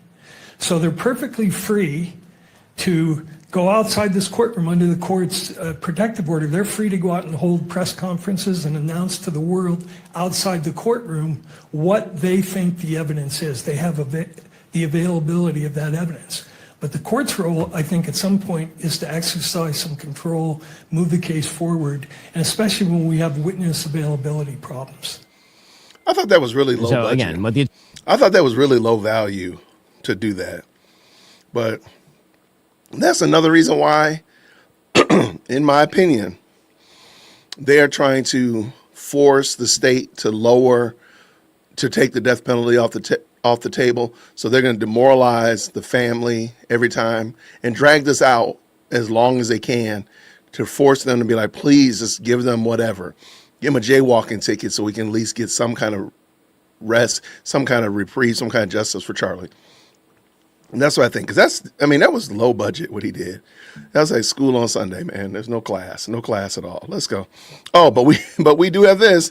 SC Dog said with the 5, I tell my sister she's speaking cursive when she drank too much wine. Well, there we go. Shout out to your sister. Tell her stop drinking too much wine. Just a little bit, just not too much. Okay, let's go. attorneys are trying to do on the defense side are basically attack Charlie's family and suggest that something untoward has happened because they're talking about the case publicly. Well, the evidence has been public for quite a while in this particular case. So Tyler Robinson's defense, one of the things you'll notice is that they're not using any of the ridiculous material that Candace Owens has tried to present to exonerate Tyler Robinson because it's just ridiculous and specious. Instead, what they're trying to do is suggest that the Kirk family should not be talking about this case outside of court. But the actual presentation of evidence yesterday in court, and remember, it's a preliminary hearing. This is not the trial. This is just to show that there is a colorable case sufficient to overcome the possibility of reasonable doubt. Okay, so some of the evidence that was presented was Lance Twiggs, who is the trans boyfriend of Tyler Robinson, left a note under his keyboard. Twiggs confirms that Robinson left a note under his keyboard that admits to everything. Do you recognize that on the screen there? Yeah.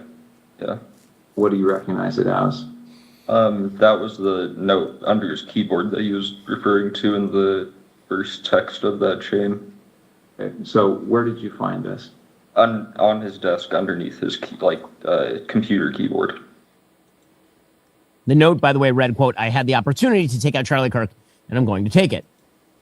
Okay, and then, again, the way this worked was, it wasn't a full-scale interview of Lance Twiggs. Lance Twiggs, instead, it was about a 20-minute tape that was played of Lance Twiggs in court. Well, in the tape, Twiggs says that he talked with Robinson the day after, and Robinson started crying and saying that he wishes he hadn't done it. So he acted erratically. Was he pacing? Was he just sitting down, relaxing? No, he was walking around a lot. Okay, and that's within the home? Mm-hmm. And did he talk about what he had done? Didn't go into detail. I just asked him in person if what he said was true the night before, and he said it was. I started crying a little bit and said he wishes he hadn't done it. And then Twiggs said in the tape as well that Robinson said he was going to turn himself in. Of course, you saw the tape yesterday, we showed it on the show, of him moving toward the police station to turn himself in. And then eventually said that he would talk to his parents or turn himself over. Okay. And when you left, was that how you left, understanding that he was going to turn himself in or go to his parents' house? Yeah. Twiggs also testified that Tyler Robinson had asked him for a tool to engrave bullets. This is about a month before the shooting. The Dremel that you talked about, you said he had asked for that, is that right? Mm-hmm. And had he told you it was to inscribe bullets? Yeah. And so did you have a Dremel then? Yeah. Okay. It was in our our apartment. We had a section where we kept all our random tools for household stuff in our lower basement level pantry. So yeah. Okay. And did you give that to him or tell him where it was? I just told him where it was. Yeah. Okay, so Jen Falmoina, who is a sergeant with the State Bureau of Investigation, explained the photos of Robinson's engraved bullets and what was on them. This is the cartridge case that was recovered from the gun. And what position was this in the gun?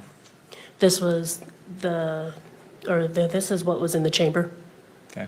And the chamber meaning that's where a cartridge is before or when it is fired, correct? Yes. Do you notice an inscription or an etching on this cartridge case? Yes, I do. Will you read what that says? Yes.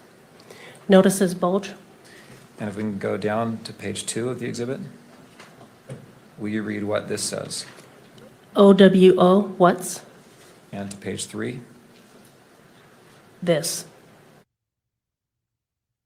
Okay, and the police also explained the bullets themselves. It turns out that the bullets themselves are soft point bullets. Okay, they are designed, soft point bullets, to expand or mushroom on entry. They're not known for producing an exit wound. So again, all the conspiracy theorists have been doing this routine, like what happened to the exit wound? Why is there no exit wound? The bullet is literally designed not to create exit wounds. That is what it is designed to do. The police also revealed photos of Tyler Robinson's texts directly on his phone. Remember, we were told those texts were fake. Here they are directly on the phone. According to Fox's Matt Finn, Tyler Robinson, the alleged murderer, was squirming when the rifle and his texts were displayed.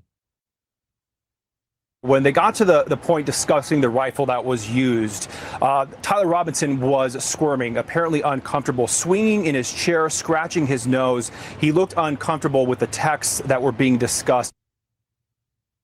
Now, it turns out that pretty much all of these facts were in evidence within the very first days. And we have not found tremendously new material here. Like all of this was clear from the very outset, So you wonder how the kind of conspiratorial trash that Candace Owens has been pushing received this much play. One reason, of course, she has a big audience, but there's another reason, which is quote unquote mainstream figures humoring and echoing all this stuff, whether it's Tucker Carlson claiming that actually Charlie was killed over Israel, or whether it was Megyn Kelly continuously saying for the last 10 months that she is not going to condemn anything that Candace was doing here. So now, at long last, Megyn Kelly has said, hey guys. It's time to follow the evidence, says Megyn Kelly. Oh, is it now? That's fascinating because you spent 10 months saying that you would rather die than condemn Candace Owens for doing what Candace Owens was doing. So Megyn Kelly, here she is now following the evidence. Wow. We have to deal in evidence. This is not an okay time for who might have been on Charlie's bad side, who might have been threatened by Charlie, who might have been mad at Charlie. We have to talk about evidence at this stage. It is time to put up or shut up. And what we see is no evidence that will lead us to believe anyone other right now than Tyler Robinson was responsible for this cause.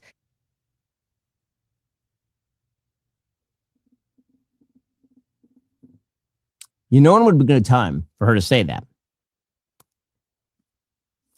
I don't know. Maybe back in September of 2025. What changed between now and then, by the way? Now it's time to listen to the evidence? Now it's time for people to put up or shut up? Weird. By the way, earlier this week, you had Megyn Kelly saying people should leave Erica alone just for this week. Which people? Which people? Who?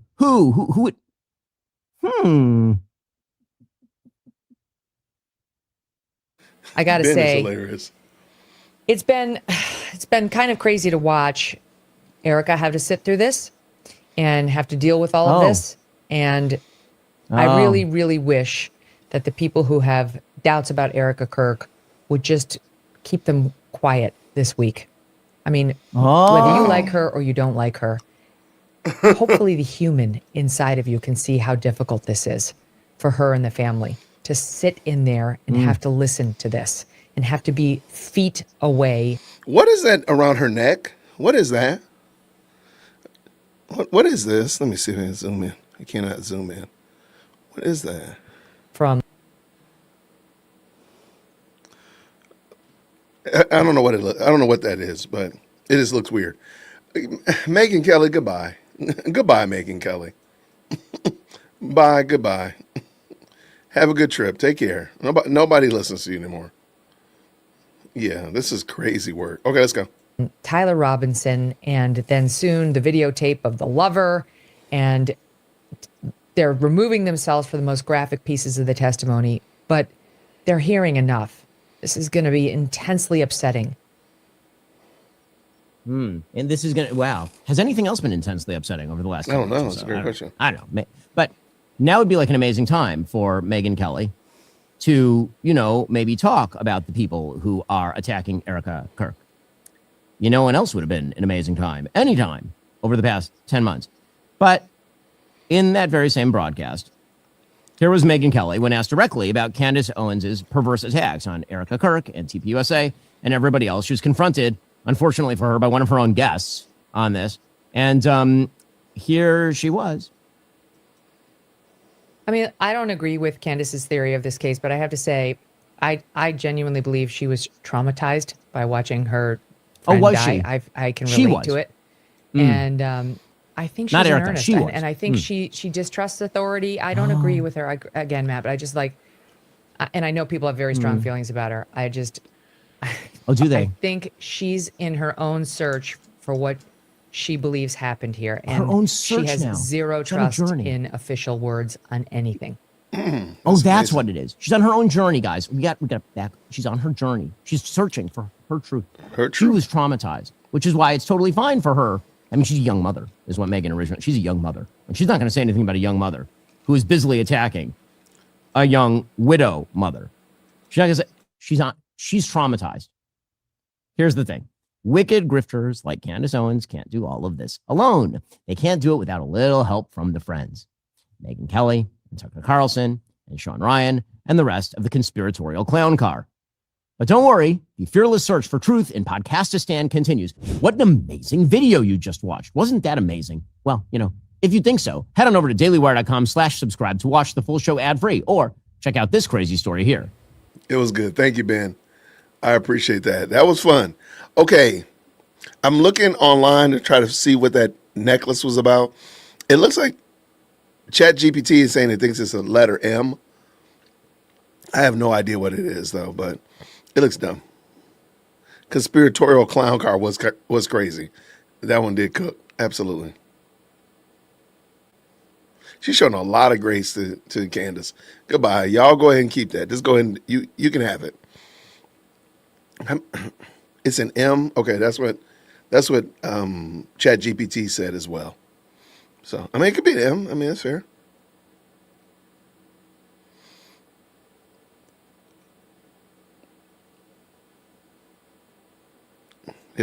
I think Ben is actually a really good podcaster, truth be told.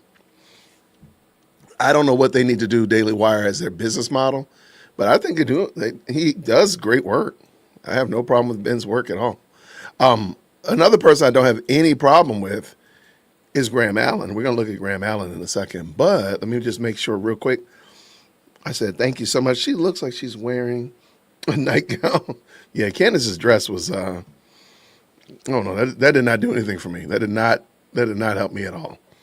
Not one bit. Shout out to the best live chat on the internet. Thank you, everybody. So tonight we were just going over a lot of the theories that Candace has put out there in the last 10 months, how they were disproven during the Tyler Robinson preliminary trial. Just had a little bit of fun back and forth discussing it. Yeah, I think it was an M. But we just went over Ben Shapiro's video. We looked at some other good ones. We're going to end with Graham Allen because he was there in court as well. Oh, this is interesting. It's not the zodiac sign for Scorpio. It's a Scorpio sign. Oh. Okay, that's interesting. Which looks kind of like an M. All right, I can dig it. Interesting. Okay, before we get out of here, I had Graham Allen. Graham Allen was in court this week as well, so I wanted to bring him in. Tomorrow, you all have suggested some other people as well. We might do a show tomorrow evening. I'll let you all know during the day. But I want to hit this one up real quick, so let's go ahead and get at it. So let's get active. Thank you, everybody who's tapped in. If you didn't already, please go ahead and hit that like button. Go ahead, and if you haven't already, go ahead and subscribe. Help your boy out. Help me out. Did I earn it? Let me know. Let's go ahead and bring Graham Allen up in the building. Graham and Todd, what's going on, my brothers, Let's go. Y'all know how we do it. Green hearts in the chat when you can hear. Yesterday in the courtroom, again, We had some of the biggest reveals that we've had yet, a lot of information that we had not seen before, all of these things. So let's start at the beginning. The first thing I noticed yesterday was different. I told you guys Wednesday was a pretty emotional day. It was a pretty discouraging day because the entire court date, as we talked about, not a lot got done. Nothing got introduced because the defense took up the entire day arguing over this Lance Twiggs video. We did get to see that, just like we talked about. The one thing that did shock me, I was wrong yesterday. I said I would be shocked if they let the text messages and the Discord chat get published out there to the world, and the judge did. So I was shocked there, but I was very happy that we got that part. The one thing was the letter. The letter wasn't supposed. I understand that, like, for a brief second it was on there. We are not going to show that letter today because the judge did rule that wasn't supposed to be shown in the media. So we're not going to do it. Well, I'm not going to contribute to anything that might mess up any evidence against Tyler Robinson. So we will talk about the text messages. I can tell you what was in it because I believe you guys heard the agent reading the note, right? Yeah. Live. You guys heard the agent reading the note, so we can talk about that. Getting in there yesterday, the security was far more clamped down yesterday. I mean, it's been clamped down all week, but yesterday especially, like, this is the fourth day in a row they've seen me come in, and I'm having to take everything off, like getting through the stuff. Like, I mean, no, seriously, like everything. It was far more locked down yesterday, which was my first, like, okay, all right, well, that's different. I think I told you guys that we switch in the seatings, right? So the first day, Erica, Charlie's parents, and our whole crew was in the front two rows, and then it switched to Tyler Robinson's family, back to us. Tyler Robinson's family was in the front rows yesterday, and then we'll be in the front rows today. So the one thing I want to say about this is I got to see Tyler Robinson's family. Now, I saw his parents. I don't know who everyone was. I saw Tyler's parents. There were some younger guys in there. I don't know if these were cousins or brothers or channel. What's that? That was the Discord channel. I don't think it was the Discord channel. It was a joke. Okay. All right. Anyway, that one didn't. As this right. evidence was rolling in, Erica and Charlie's parents were crying, and it was really heavy because you got to remember, I mean, they're seeing some of these messages and things like that for the first time, and just seeing how it all played out. I mean, they're reliving it all over again, right?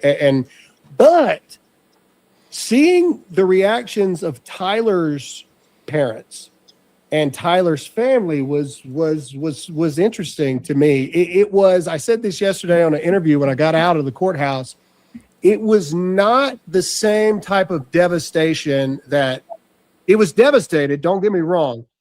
But to me, and again, opinions mean what at this point, but to me, it felt like it wasn't a the mom was comforting the dad, like kind of thing. And, the dad just had his head down the entire time.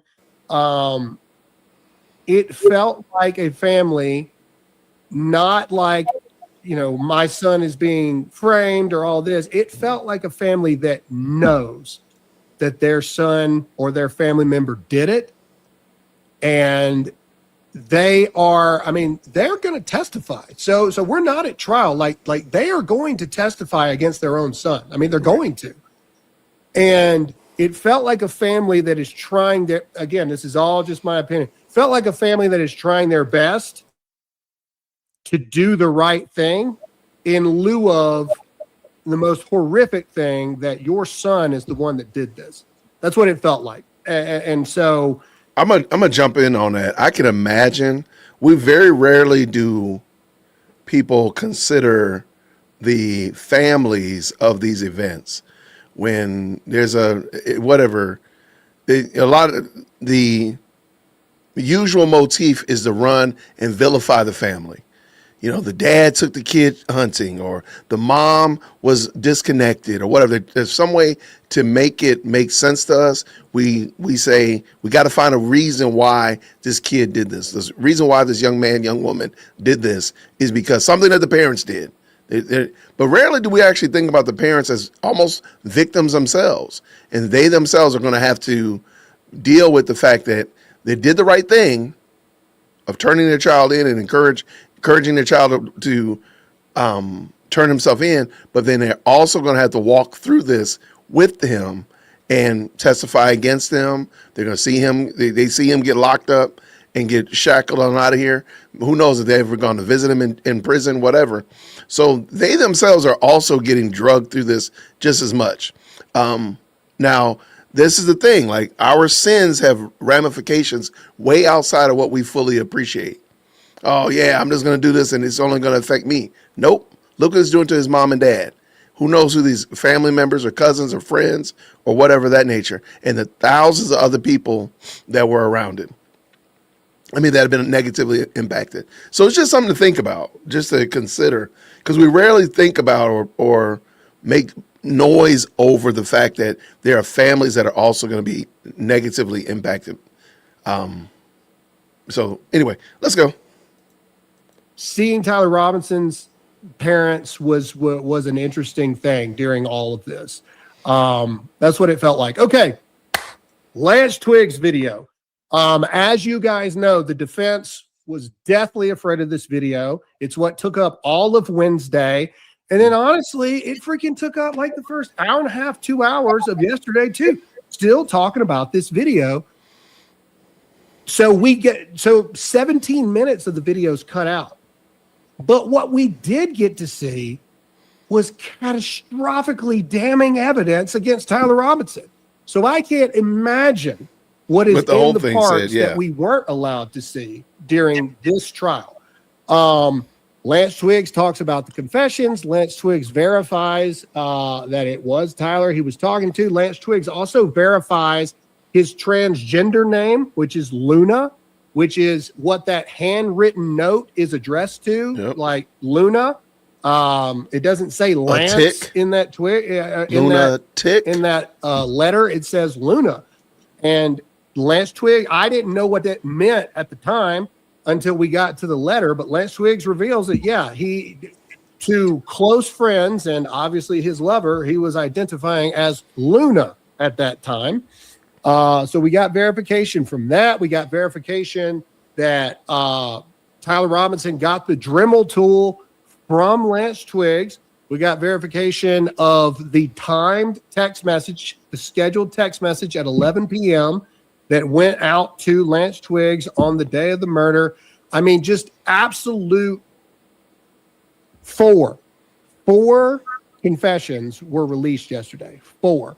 And here's the thing. So many of the liars out there are lying. We don't have Tyler Robinson actually confessing. They haven't brought that out yet. They haven't brought it out yet. In fact, I don't know if they caught this on the court cameras or not. At the very end, the judge wanted to make sure, the judge and the state wanted to make sure that all of their evidence had been admitted. And there were gaps. I would say probably 8 to 10 pieces of evidence where the judge is like, I don't have this. And the state was like, yeah, right. We don't want to admit that at this time. Pure speculation on my part. That's probably Tyler Robinson's confessions. That's probably the 1102 statements, video or whatnot from his parents. And we also know that they did not reveal all of the UVU security footage. I would not be shocked. I don't know this, but I would not be shocked if they do not have Tyler Robinson walking back to his car in his shirt and shorts, changing and coming back out in the outfit of that everybody has seen. Lance Twiggs also using the FBI pictures that were released when they released the pictures for a person of interest. Lance said that the bottom 2 images of those looked like Tyler. We saw all of that. We talked yesterday about if they were going to bring the gun in or not. And I said, the one thing we didn't talk about was the rifle. Are they going to bring the rifle evidence in here? And they did. And the ATF DNA forensics report was even more damning than I thought it was. The smallest DNA match, Tyler Robinson's DNA was matched on every single aspect of this rifle. They talked about it, cartridge and a cartridge case. Cartridge is an unfired bullet. Cartridge case is a fired bullet. Right. They had his DNA on the cartridge. They had his DNA on the cartridge case. They found matching cartridges and casings at Tyler Robinson's family home, all with DNA match. Every single DNA match, it was a 1 in 1 trillion chance it wasn't Tyler Robinson's DNA.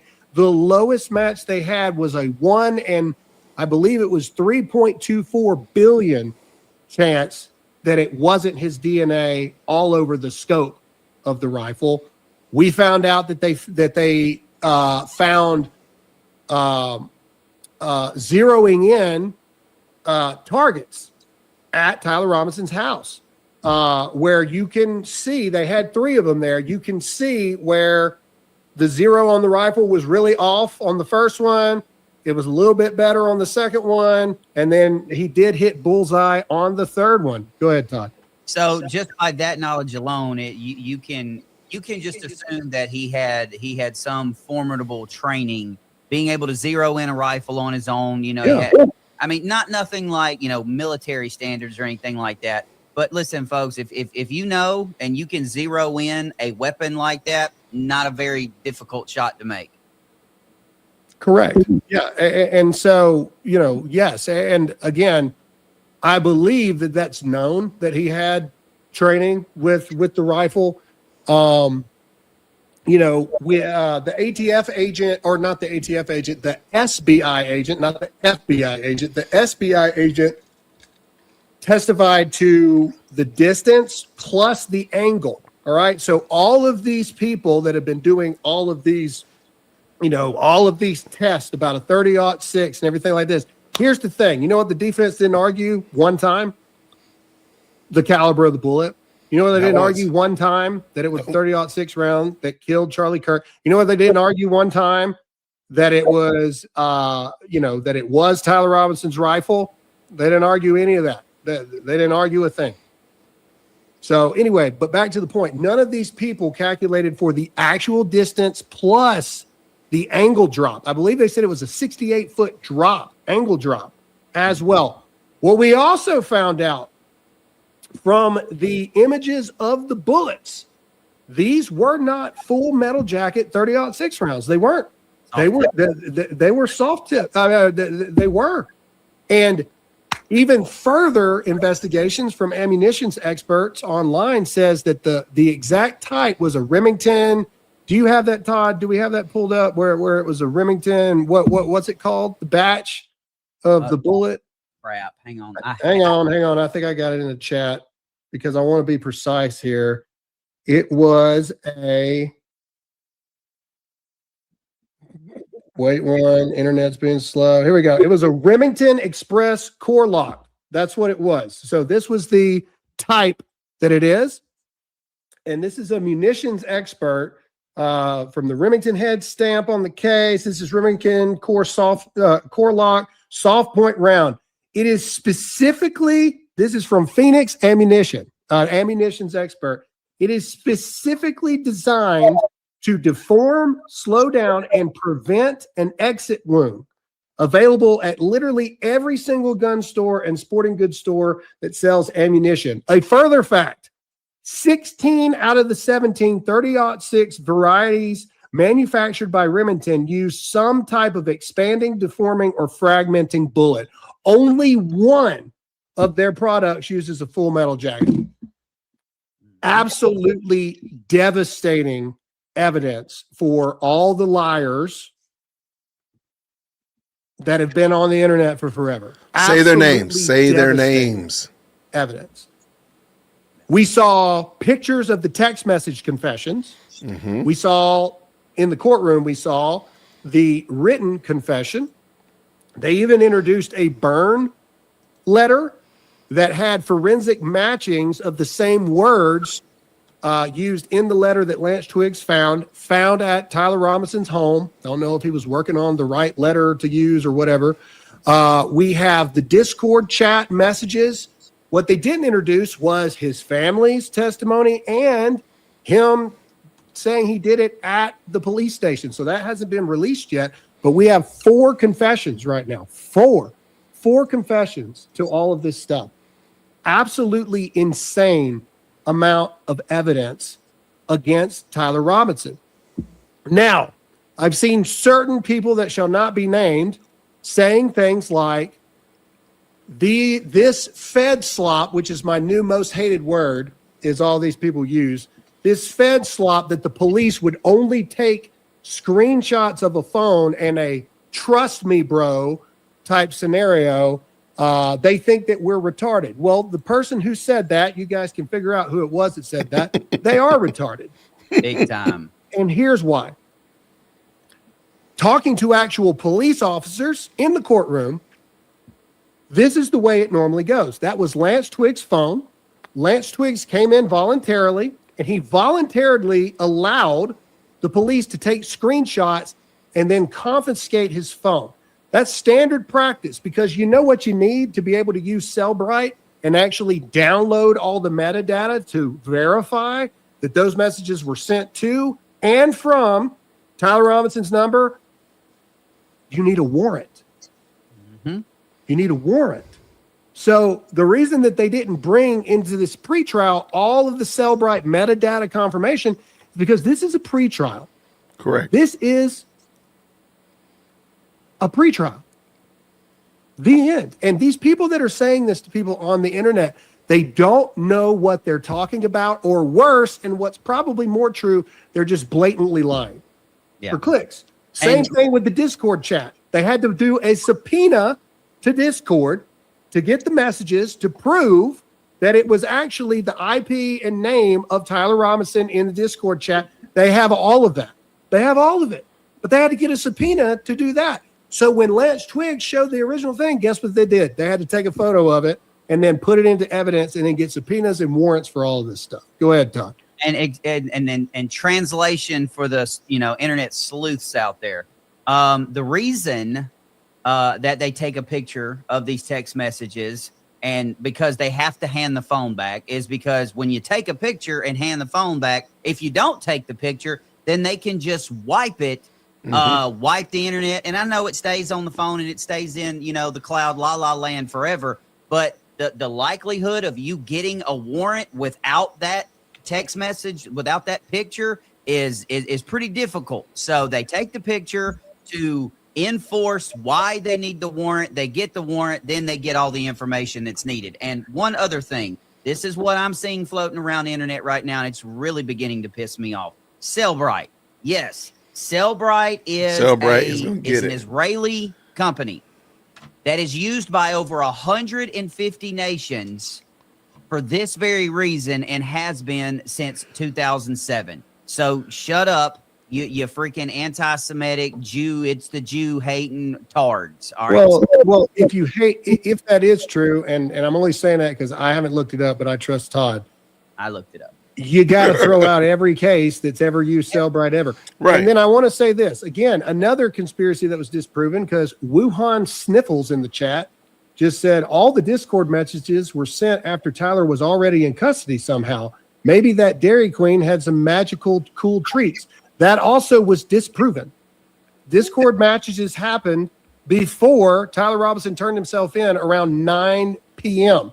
The Discord messages happened, I believe it was between 7:50 p.m. and 8 o'clock or 8 p.m. They talked about all of that in the court as well. So again, watch the trial because everything you guys are saying, all of the metadata, all of the messages, everything, none of that is true. None of it's true. They also said they never actually interviewed Lance Twiggs. Turns out he was interviewed twice. They also said there was never an autopsy of Charlie. There was a freaking autopsy done about Charlie. Why was there not all this stuff? Why would there not have been an everything autopsy? Was disputed. Something to think about. I really want people especially if you're a member of Cantifa, come on up here to the front of the church. Just stop and think about some of the things you're buying into. Earlier on, I was talking about, you gotta commit to the bit, but at some point you gotta say, okay, hold on, this is stupid. Why would they not have done an autopsy on a man? Come on, be for real. Be for real. Why do you think they're going to give you every piece of evidence? I'm sorry, post to the world every piece of evidence, and the trial hasn't started yet? Well, just think about these things. Some of these things are not that difficult if you just stop thinking like an idiot. And some of this stuff is just really, it's sad to watch. Like whole grown people that vote and drive cars think like this. Like you can't be that dumb. You really can't. Well, clearly they are that dumb, but how are you able to breathe? Like at some point, I question whether or not you can walk and breathe at the same time. Forget chewing gum. That's too complex. Like, how do you do this? How are you this stupid? It's going to have to be studied by science. All right. Shout out to Graham and Todd. Let's finish up.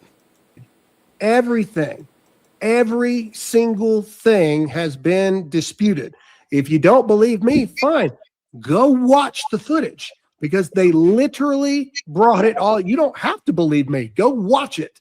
Go watch it. And it was all admitted into evidence. The other big thing that happened was this. We saw, and we can just play a little bit of this, Todd. Michael Burt is one of the attorneys for Tyler Robinson. Who is Michael Burt? Michael Burt's claim to fame is he was the defense lawyer for one of the Menendez brothers. We all know how that worked out. The defense was getting their throat punched in all day, and the Kirk's family attorney goes up and says, Judge, we would like you to reconsider one thing. There's one piece of evidence that the family has not been allowed to view, and that is the zoomed in footage of the UVU campus, because everybody that got to see the unzoomed footage, nobody can see what the crap is going on. Nobody can see anything. And this TV that we have in the courtroom, it's maybe a 42-inch TV. Like that's the other thing. So it may look huge on the TV, but that's because they're zooming in. It's a 42-inch TV at the front of the courtroom. We can't see nothing. Like we can't see anything. So after the Kirk family attorney goes up and makes that request, here comes Michael Burt after the top row taking direct shots at Erica Kirk. We're not going to play this whole video, but we're going to play just a little bit, and I'll tell you when to pause it, Todd. Let's go. Judge, at this point in the proceeding, we're asking the court to keep focus on the purpose of this hearing.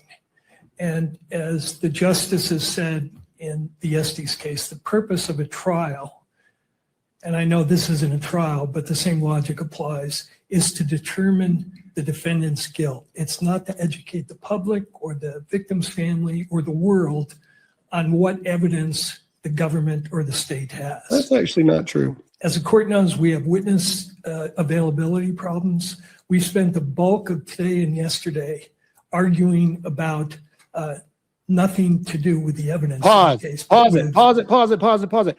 Who spent the majority of yesterday and the day of Wednesday and the morning of Thursday arguing? Who was that? Who was that spent most of the day arguing that? Anybody in the comment section? It was the defense.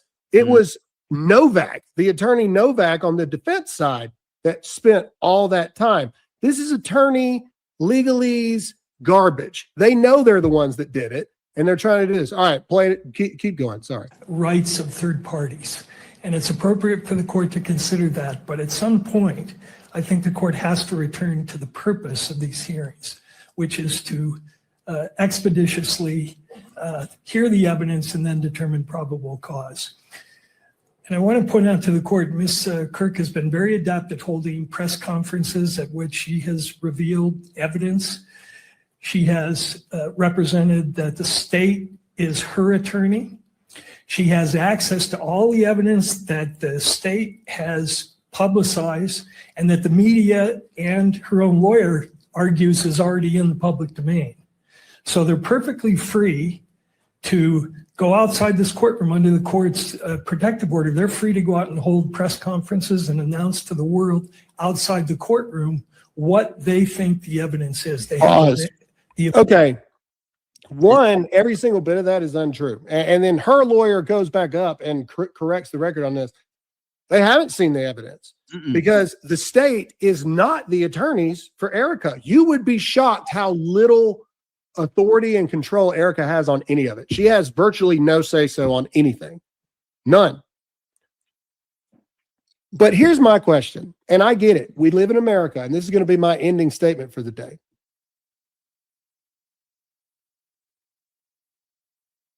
I'm going to jump in real quick. This is something I'm worried about.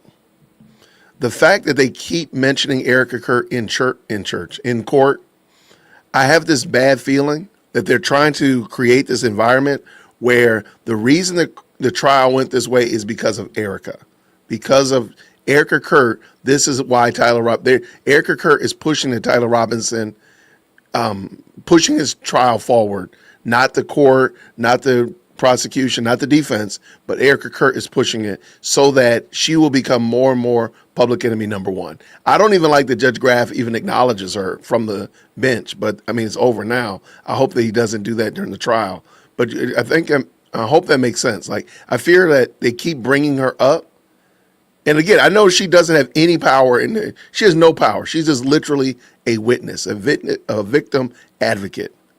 But I think the reason they keep bringing her up is to put it in, to kind of turn the screws, so to speak, on the Kirk family. So they will also want to, as quickly as possible, get this over with, AKA make a plea, give them, life in prison, whatever, jaywalking, whatever like that.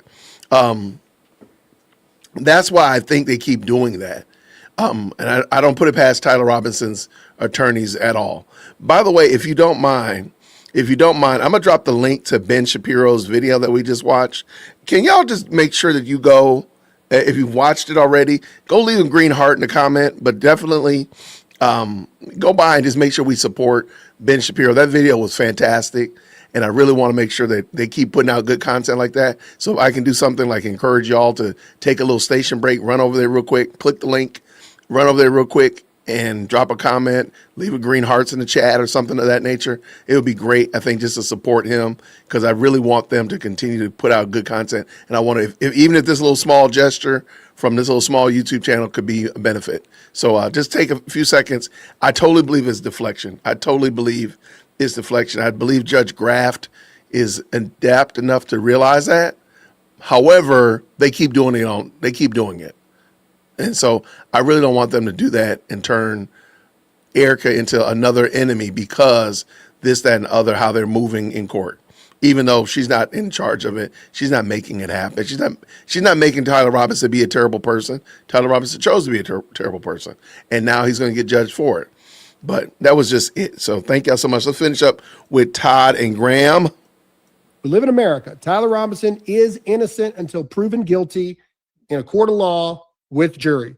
Okay, granted. But the one thing that's not up for debate is that Erica is the victim, because the person who was the original victim is no longer here. Charlie, he's no longer here.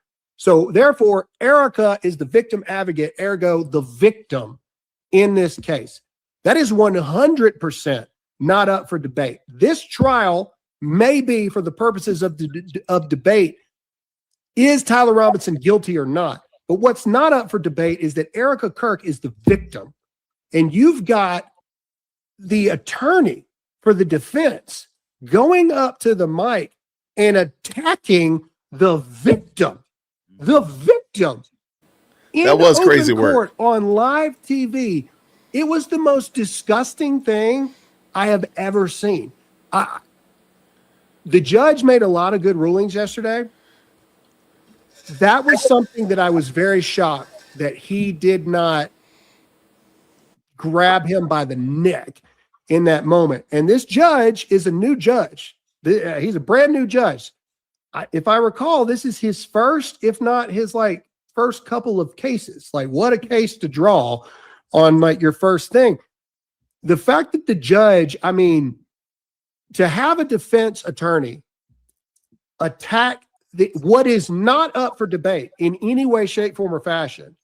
The victim of it was a moment, and they tell us in the court, if you do anything, if you show any freaking emotion, if you show any anger, they're going to kick you out of the courtroom. So you literally are sitting there. You see Erica literally deer in headlights, like crying her eyes out because she's like, what in the world is happening? This defense attorney attacks the undisputed, and it is not up for debate, the victim in this case.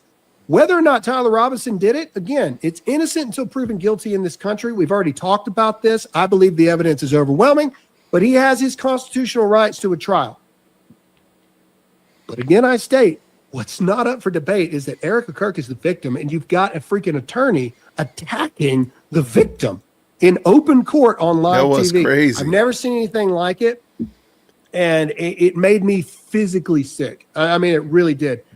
I haven't felt an anger like that in a while, because not only was it the most insane thing ever, you can't do anything about it. Like, you just got to sit there. You just got to sit there and take it. It was disgusting. And it even more proof to the point that the defense, in my opinion, knows they're screwed. I believe the defense knows Tyler did it. I believe they know that there's zero chance they're going to win this case. I've heard some things, I don't know how true it is, that they're milking their paycheck from the state of Utah as long as humanly possible. And then once that paycheck gets run out, you're going to start to see some of this crap moving a bit quicker. It is what I see. I would not be shocked. I think Tyler Robinson, I think all the evidence speaks for itself. Yeah, just a really quick search to shut down, and this attorney should probably be disbarred for this false information in the court. Wow. When it comes to the state's evidence, the only people that have access to it is the prosecution, the state, the defense attorney through the discovery process, the defendant usually through their attorney, the judge, law enforcement, expert witnesses. Who does not? The victim and their families, the media, the general public, and potential jurors. So you should probably be disbarred for that particular statement right there. Definitely a bar complaint. Yeah, Definitely a bar and again, complaint. last thing, because I see more. Guys, you got to watch the trial, and that's why we're here to talk about this. Somebody just said the trial starts September 1st. No, it doesn't. No, it does not. September 1st is when they have oral arguments over the binding.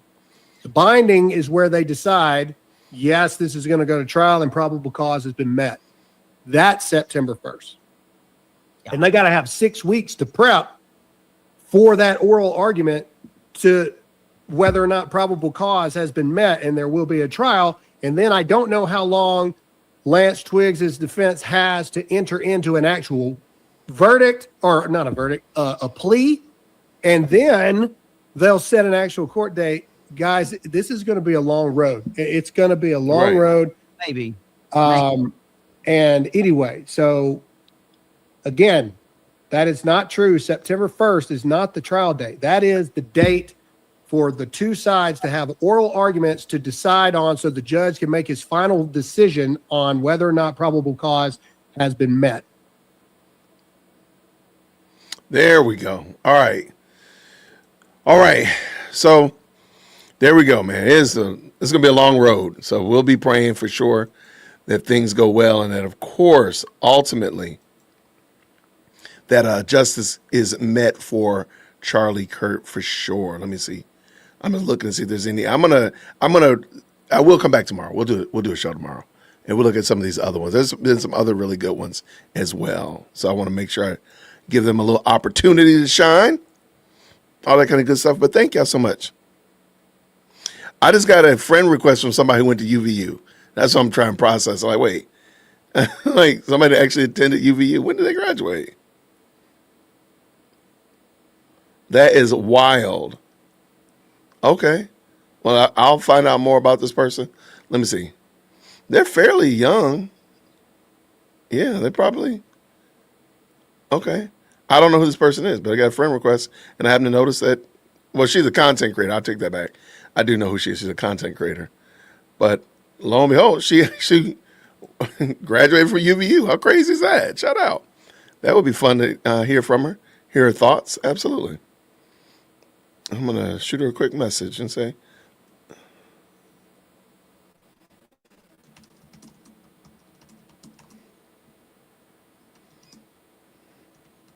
all right. I know I'm off task. I'm off task over here. Shout out to the best live chat in the internet. Thank you so much.